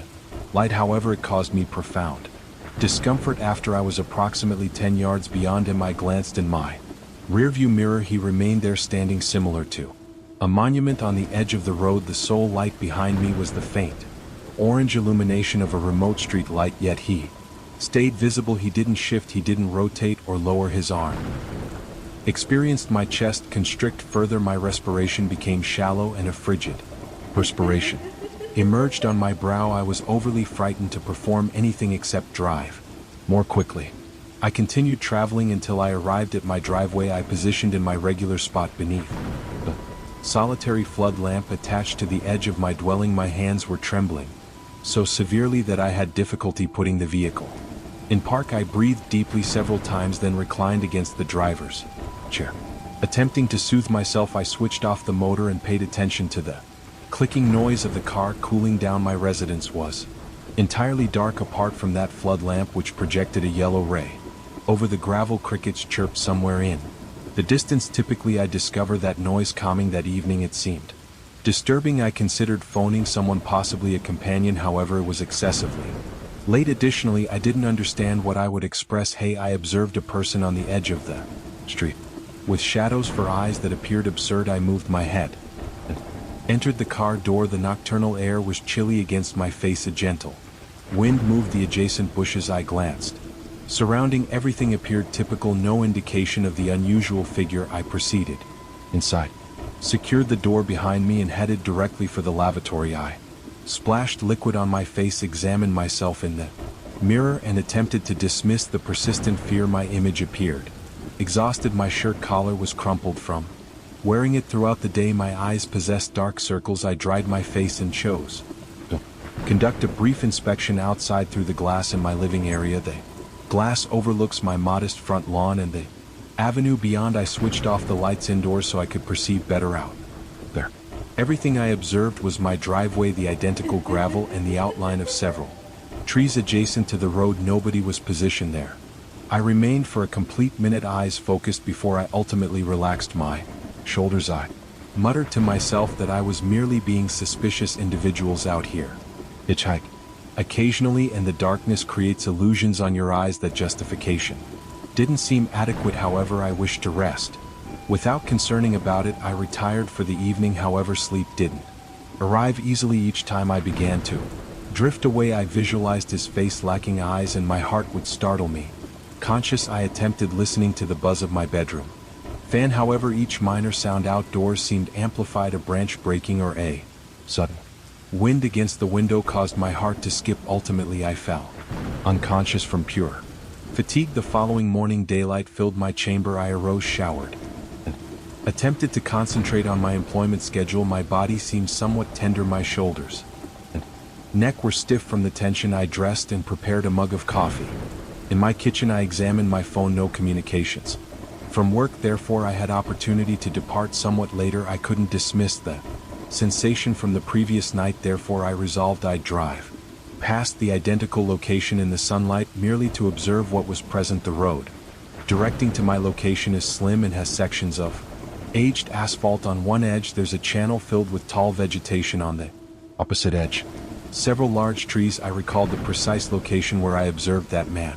There's a bent safety barrier and a damaged street lamp. The morning was clear and serene. A gentle wind made the vegetation move. I decreased speed at the safety barrier. Nothing was present. The earth appeared undisturbed. No tracks that I could observe, merely soil and some scattered refuse, possibly plastic containers or wrappers. I stopped and exited my vehicle, which I don't typically do. In this region there aren't numerous cars traveling by, therefore it seems secure enough. During daylight I examined the earth. The sole thing I observed were tire tracks from what might have been a passing farm vehicle or possibly from my personal car. Nothing additional suggested that somebody had remained there for an extended period. I strolled a brief distance, inspecting for any indication of tracks or cigarette remnants. Occasionally, if an individual waits for an extended period, they leave something behind. There was nothing apparent. The channel was filled with vegetation and minor stones. No tracks, no damaged branches. A gentle wind carried the aroma of moist soil. I remained there, sensing uneasiness. I looked toward the damaged street lamp. I attempted to calculate where my headlamps would have struck him the previous evening. Despite the bright sunlight, I sensed a trace of that earlier dread ascending up my backbone. I reminded myself that there was nobody present currently, and that provided me some comfort. Nevertheless, I couldn't dismiss his face. I returned to my vehicle, proceeded to the workplace, and pushed the consideration aside as effectively I could. Employment was typical. I had some correspondence to review, meetings to arrange, and several phone conversations to conduct. Ultimately, though I understood I was merely proceeding through the activities, my thoughts kept returning to the street, to his elevated hand, to that shadow where his eyes ought to have existed. Around midday, a colleague inquired if I was experiencing illness. I suppose I appeared rather. When I stated I was satisfactory, just fatigued. That afternoon I departed work sooner than typical. I didn't desire to be on that street too late, particularly not near to midnight. Once more I followed the identical route. Residents, my eyes alert for anything uncommon. I traveled past the identical safety barrier and street lamp. Nothing, nobody. The remainder of the journey was routine. Nevertheless, my chest remained constricted until I arrived into my driveway. After inside, I activated every lamp in the living area and kitchen. Typically I maintain them off to conserve electricity. However, I required the illumination. I placed my bag and massaged the stress out of my neck. I considered informing somebody else in the community about what occurred, possibly a neighbor or the nearby convenience shop employee. However, I couldn't make myself do it. I didn't possess a concrete justification, and I remained uncertain if I'd actually observed what I believed I observed. Individuals around here possess their personal tales. However, I've never encountered anything similar to a man with concealed eyes. I didn't wish to create gossip or cause individuals to believe I was becoming unstable. Therefore, I maintained my silence and attempted to dismiss the evening. I experienced difficulty resting. Once more the recollection of him positioned there maintained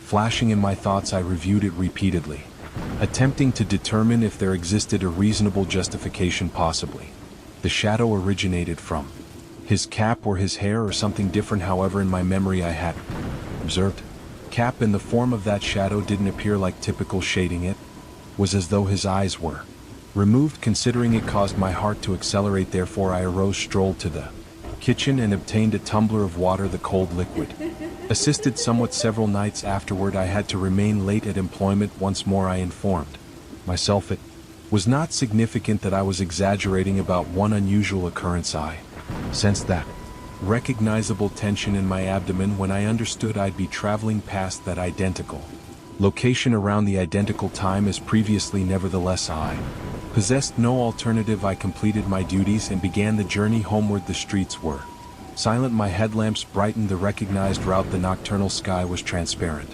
and I observed stars above the outlines of the trees. When I neared the damaged street lamp and the safety barrier, I decreased speed merely a bit. My eyes examined the roadside, however I didn't observe anybody positioned there. I experienced both comfort and discomfort. I maintained my velocity consistent and attempted not to gaze too extensively at the precise location where I'd observed him. It came to me that possibly I ought to continue traveling without pausing. My heart was thumping, however I compelled myself to preserve control. Once I traveled past that region, I released an extended breath. I experienced a surge of adrenaline diminish, leaving me somewhat unsteady. I activated the radio, expecting some melody would divert me. It assisted somewhat, however my stomach stayed tight. I couldn't accept how significantly one brief meeting was influencing me. By the moment I arrived into my driveway, I experienced physically and mentally exhausted. My hands shook similarly to how they had that initial evening. I proceeded through my typical pattern,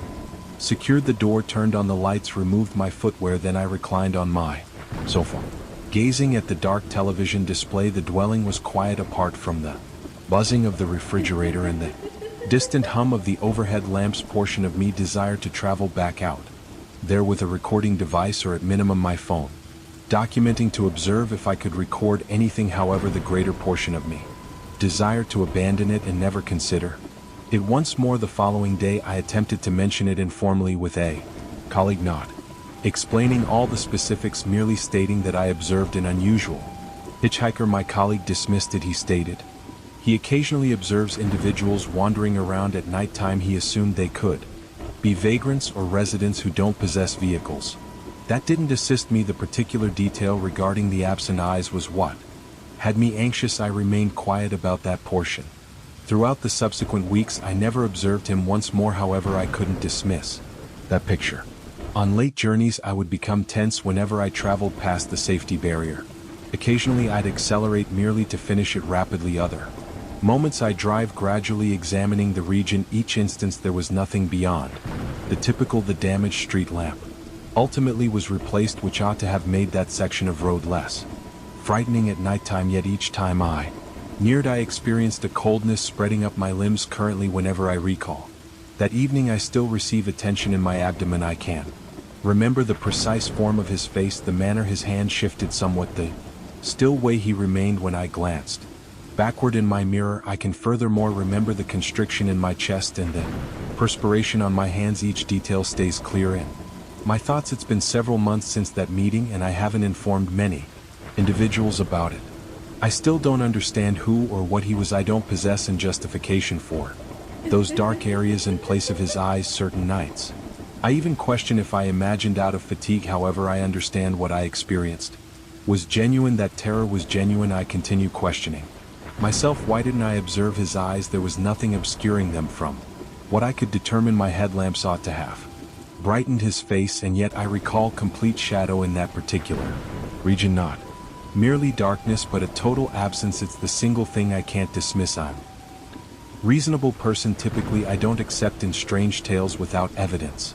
However, I observed something that evening, and it frightened me beyond anything I've encountered in this peaceful location. Even currently, I can't travel past that safety barrier at nighttime without my body becoming tense. I still glance at the location for a moment, partially anticipating to observe him.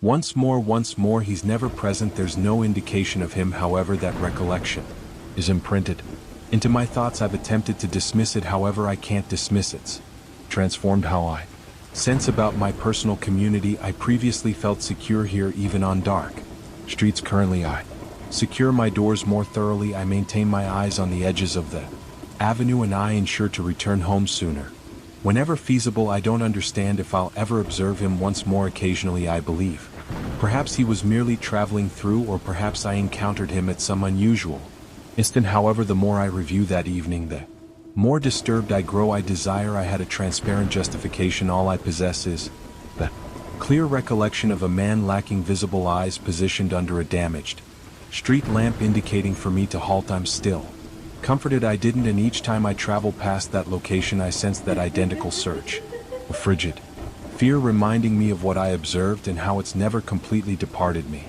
I never believed a basic jog could disturb me up so significantly. I began jogging at nighttime several months ago to clear my thoughts after extended days at the workplace. I typically zone out with my earphones in and allow the melody to overwhelm everything else. The avenues remain peaceful and I appreciate having that area to breathe. However, one evening transformed how I perceive those jogs permanently. I finished work later than typical that night. The workplace lights had begun to switch off individually and I rushed out before the maintenance staff arrived. My legs seemed rigid and my shoulders were stiff. I recall exiting outside into the cool atmosphere. It seemed refreshing on my face and it caused me to desire to extend my arms above my head. I believed I would relax with a consistent run around my typical path. It's approximately a 5-mile circuit through my community and several side avenues. Most of the streets are peaceful after 8 o'clock. Certain houses have lights on indoors, however nobody's actually out strolling. I appreciate that feeling of solitude when I jog. It typically assists me decompress. I secured my apartment entrance, browsed through my device to select a playlist and ensured my earphones were completely powered. I began at uncomfortable speed. My footwear struck against the pavement. The initial mile proceeded smoothly and I sensed my breathing align with the melody. The nocturnal air was somewhat humid, however there was a mild wind. I passed by several parked vehicles and a shut convenience shop. The glowing sign in the glass radiated red, however the entrance was secured. I glanced around merely to ensure I wasn't overlooking any other nocturnal wanderers. I observed nobody surrounding the following mile. My legs began to relax. My stress from employment gradually dissolved. I recall listening to a canine bark in the distance, however I couldn't observe it. Most dwellings maintained their lights faint apart from the periodic window with a flashing television illumination. I attempted to concentrate on my speed and maintain my respiration consistent. The melody in my earphones was sufficiently loud to overwhelm the silence surrounding me. I arrived at the midway location near a minor local park. There's a trail that loops around a waterfowl pond, however at nighttime it's deserted and the avenue lamps there flash on and off. I typically travel through without halting because it can seem somewhat unsettling. That evening I sensed a minor coldness in the atmosphere and I observed how quiet it was when I stopped my melody for a moment to regain my breathing. Then I activated the playlist again, allowed the rhythm occupy my ears and continued onward. Somewhere around the following turn, my melody began to distort. I believed it could be Bluetooth disruption. Therefore I touched my device to observe if I had an arriving call or alert. Nothing appeared. The interference became louder and then it ceased. I anticipated for the following track to begin, however instead of the following song I listened to a faint trembling murmur. It appeared like it was directly beside me. It was somebody speaking my name repeatedly. Very gradually I stopped in my position because it seemed too authentic. My initial consideration was that possibly I had unintentionally changed to the incorrect station, or possibly I received some unusual radio interference. I examined my device display. It indicated the melody application still operating. However, I couldn't listen to the melody at all. All I listened to was that murmur. It continued saying my name in the identical tone as if it was on a repetition. My abdomen constricted and I sensed perspiration accumulate on the rear of my neck. I attempted to reduce the audio. The murmur didn't become quieter. It remained at the identical volume. It seemed near as if somebody positioned beside me. I could virtually sense breath on my ear. I removed my earphones, however that noise persisted, softened yet still present. It didn't stop. It became somewhat fainter, however I could promise it still spoke my name. My head began to throb. I glanced around expecting to observe if anybody was playing with me or if there was some equipment concealed close by. The avenue was deserted. The dwellings on that section were dark, no illumination in the glass. I observed a flash of activity behind one drape. However, it was likely merely a darkness from a traveling vehicle. Nobody was outdoors, and there were no traveling vehicles at that instant. I attempted to dismiss the sensation of alarm. I pushed the earphones back and expecting the melody would return. Instead, the murmur came through more clearly. My name said once more. I sensed my chest constrict and my breathing began arriving in brief spurts. I compelled myself to begin running. I informed myself it was merely some malfunction, possibly some unusual frequency captured. My earphones that can occur, correct.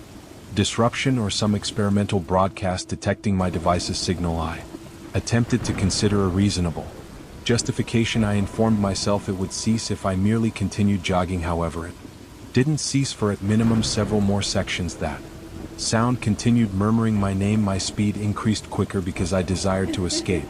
From that noise my heart thumped against my chest and my throat seemed parched. At one moment I switched off the melody application completely and even pressed pause several times.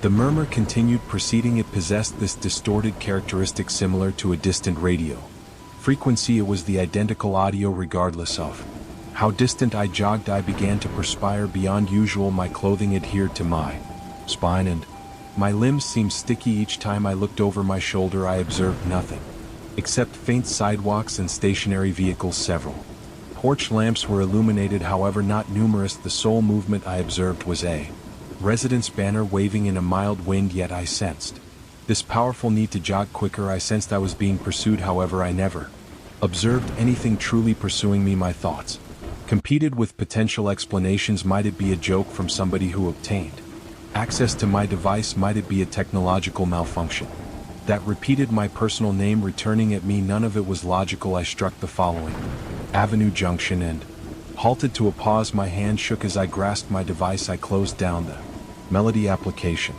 entirely. I pulled down the alerts and forcibly shut every active program. I thought about switching the device off immediately, however I concerned about losing my illumination source. I require my device flashlight occasionally because certain sections of pavement have damaged lamps. My head seemed unsteady and I had a minor shake in my hands. I activated play on my melody once more, expecting it would overwhelm everything. For a moment I listened to the distant beginning of a track, then it disappeared into the identical interference. That murmur came back fainter, however still present. I sensed my breathing seize in my throat. I leaned over and placed my hands on my knees, attempting not to alarm. The murmur became more intense once more, as if it detected my terror. Here I rotated around to examine the avenue. A wind moved certain foliage by the edge, and I listened to them scrape over the concrete. I paid attention for footfalls or any additional sound, however all I detected was that sound in my earphones and the moving leaves. My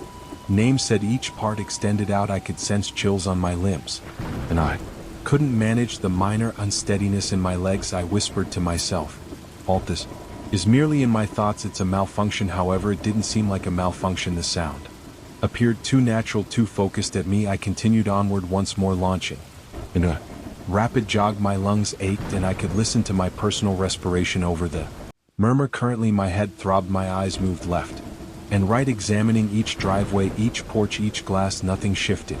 I sensed isolated in the avenue, however that sound wouldn't release after what seemed like periods, though it was likely only moments. The murmur stopped one moment, it was present the following moment.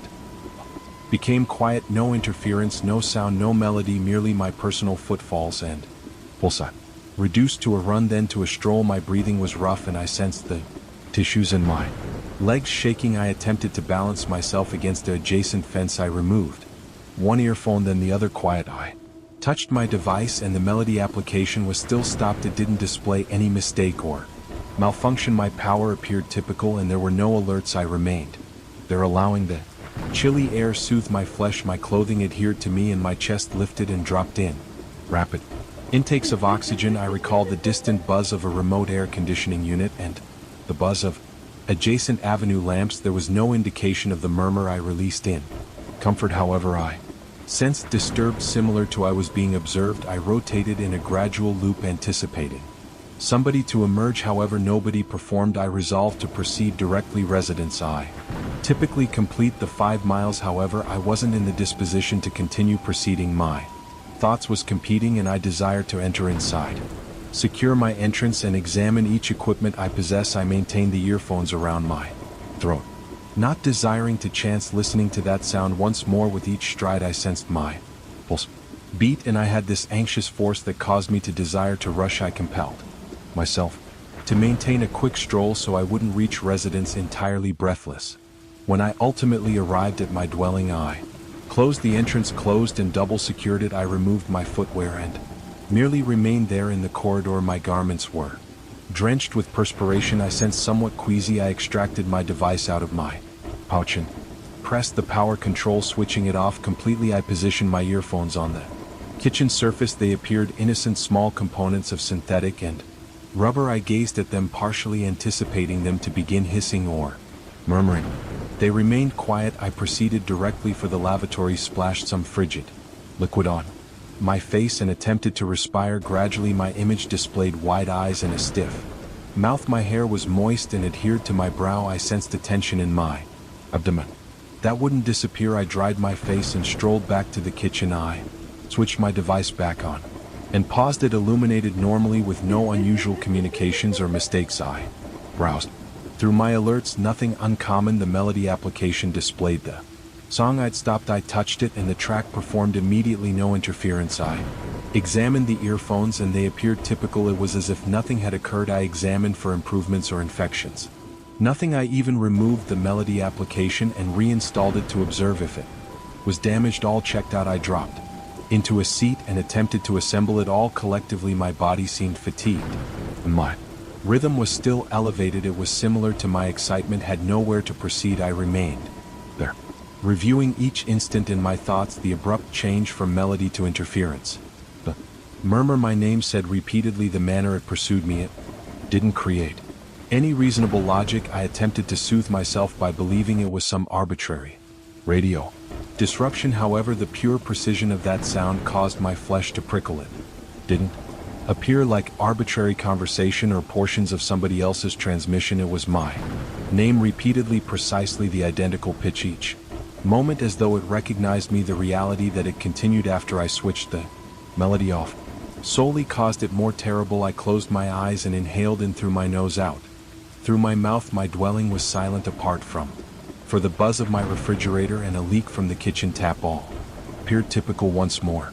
Yet my thoughts wouldn't allow me unwind. I sensed a coldness travel down my spine whenever I recalled that sound. The murmur was so unique. I never listened to anything similar to that previously. I began to question if I was merely too exhausted. Possibly my brain was creating illusions on me. Tension can perform unusual things. Employment had been difficult that period and I hadn't been resting properly. However, it seemed too authentic. I recall the constriction in my chest and the manner my ears truly detected noise. I recall listening to it so distinctly. If it had been a delusion, I would anticipate some uncertainty or doubt about what I listened to. However, I was positive it spoke my name. Ultimately, I arose and consumed an extended bath. The warm liquid relieved some stress in my shoulders. However, I couldn't dismiss that disturbed sensation. I maintained, considering about how it ceased so abruptly. Similar to it disappeared on demand after the bath. I examined my device one additional time. All functioned properly. I resolved to retire to sleep and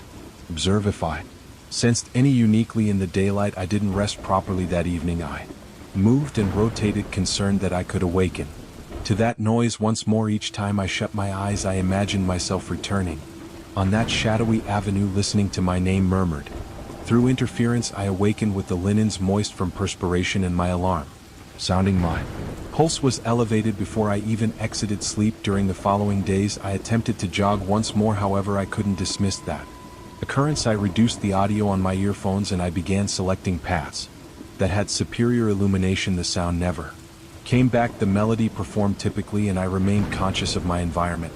I maintained looking over my shoulder whenever I listened to any minor sound or distortion. Nothing unusual occurred during those jogs. Nevertheless, I discovered myself anxious whenever I believed I listened to a distant hum from my device. To this moment, I possessed no justification for that evening. I examined my equipment, upgraded all, and even substituted my earphones with a separate brand. I haven't listened to that murmur since. However, the recollection remains with me. Occasionally late at evening, I consider how authentic it seemed. I can still sense my pulse thumping when I recall that interference and the manner my name resonated in my ears. I don't possess a fulfilling resolution or a clean justification. All I understand is that I listened to something that frightened the terror out of me, and I don't understand if it was some unusual technological malfunction or something different. I've informed several companions and most of them dismiss it or inform me it must have been disruption. I'd prefer to Except that however I can't dismiss how it pursued me and how it spoke my name so accurately. Perhaps it was nothing, perhaps it was all I maintain jogging at evening. Because I don't desire terror to maintain me confined indoors, however I remain vigilant currently. Observe the avenues and I examine my device if the melody so much as jumps. Nothing has occurred once more, however I still receive that coldness when I recall how I stopped in the center of the avenue listening to that distant sound murmuring my name in the shadow. I entered into that dwelling with my luggage in one hand and a mug of coffee in the other. I was exhausted from my extended day at employment, however I sensed something strange as quickly as I passed the entrance. The corridor surfaces appeared typical, the ground had no fractures and the coating still had a reasonable gloss, however I detected the type of force surrounding me that caused me to desire to maintain looking over my shoulder. It wasn't an intense sensation, more similar to a tingling at the rear of my neck that caused the follicles rise up. I dismissed it, believing I was merely fatigued. I required a location near to my new position, and this dwelling verified the correct criteria. It was modest, reasonable, and adjacent the workplace. That initial evening I informed myself to dismiss any unusual sensations. I removed my belongings and attempted to adjust, and I'm a direct person. I'm not supernatural and I don't prefer to exaggerate matters out of proportion. However, several days after I relocated and I observed minor alterations around the location. Initially I believed I was merely absent-minded. I'd place a volume on the table in the visitor room. The following daylight I'd discover it on the ground or on a separate rack. There were additionally moments when I was certain I placed the visitor room glass open to obtain some clean air. However, I would return from employment to discover it closed secure. I maintained believing did I shut it without recalling I've had extended days at the workplace, therefore perhaps I was distracted. Then one evening approximately 2 weeks after I relocated and I was resting in bed attempting to drift to sleep, I listened to a minor click from the corridor illumination control. I arose, strolled over to the chamber entrance and observed the radiance under the entrance border. Certain enough the corridor illumination was on. I distinctly recalled turning it off prior to I went to sleep. I constantly do that. I entered into the corridor and discovered nothing beyond the typical. Apart from that, the illumination was glowing intensely. I switched it off once more, returned to sleep and remained conscious an additional hour. Sensing disturbed, my pulse beat somewhat quicker than typical and I maintained glancing at the portion of shadow beneath the entrance, anticipating for it to illuminate once more. However, it remained shadowy that evening. Several days following that I arrived to employment late because I overslept. I was awake partial the evening. Assured, I listened to somebody shifting around in the visitor chamber. The planks squeaked occasionally, similar to gentle steps. I informed myself it was merely the aged warming arrangement or arbitrary sounds that dwellings create. However, I couldn't dismiss the sensation that somebody was within that area, moving mass from one foot to another. In the daylight I entered in there to inspect. Nothing was beyond place at initial look. However, then I observed a minor container of documents. I maintain in the junction was resting on its edge. The documents were distributed around. It might have been me searching for something and neglecting to organize it up. However, I hadn't handled that container in a period. I collected all up, organized it, and continued with my day. Still sensing stiff, I resolved to inquire the property proprietor if there was any background or if additional residents mentioned anything uncommon. When I phoned him, he hesitated for an instant before providing an anxious chuckle. He stated some of the earlier tenants had referenced illumination switching on, objects shifting,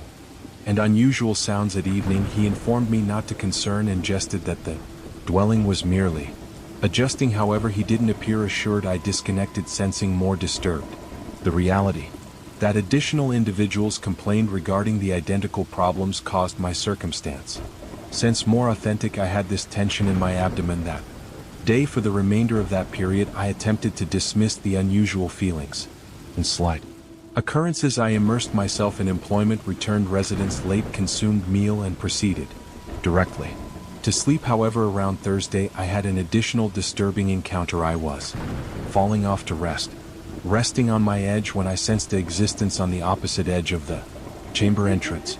It wasn't a typical sensation. It was similar to I could listen to gentle respiration or possibly a mild movement, as though somebody was resting against the entrance. My mouth became parched.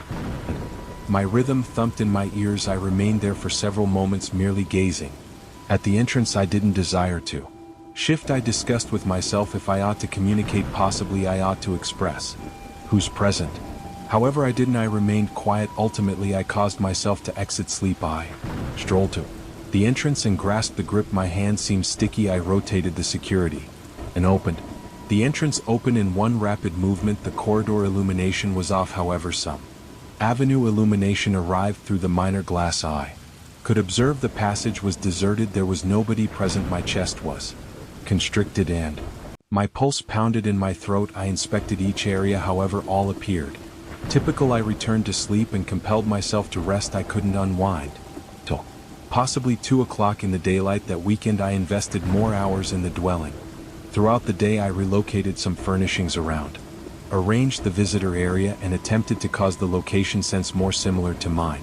I believed possibly if I placed my personal impression on it, I'd sense more relaxed. I placed up racks, organized my volumes, and kept some significant documents in the wardrobe. The visitor area had a minor table where I could perform some documentation. I determined I'd begin utilizing that area instead of evading it. Possibly that would dissolve the stress. During the following several days I found myself continuously inspecting on the visitor area. I'd enter in there, glance around, inspect the glass, and glance at the ground. Each instance it seemed chillier in there than in the remainder of the dwelling. I didn't possess a gauge, however it was apparent my limbs would receive chills when I entered through the entrance. I attempted modifying the openings and searching for breezes, however I never discovered a transparent justification. At evening I ensured the glass was secured and the illumination was off. Occasionally I'd awaken in the daylight to discover the glass unlatched, or the overhead illumination on it was similar to somebody was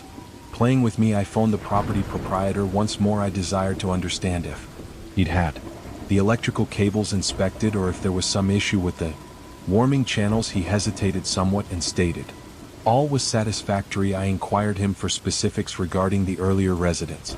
He evaded particulars. He stated they merely relocated because they discovered a superior possibility. I pressed him somewhat, informing him I was managing strange events. He became protective and stated I was unrestricted to relocate if I didn't sense relaxed. However, terminating my agreement wouldn't be basic and I didn't possess the vigor to search for a fresh location and relocate all over once more. I resolved to remain for a period, expecting I'd modify. I began a practice of inspecting each area in the dwelling before proceeding to sleep. I'd stroll through the sitting area, the minor kitchen, the visitor area, and then the corridor. I'd switch off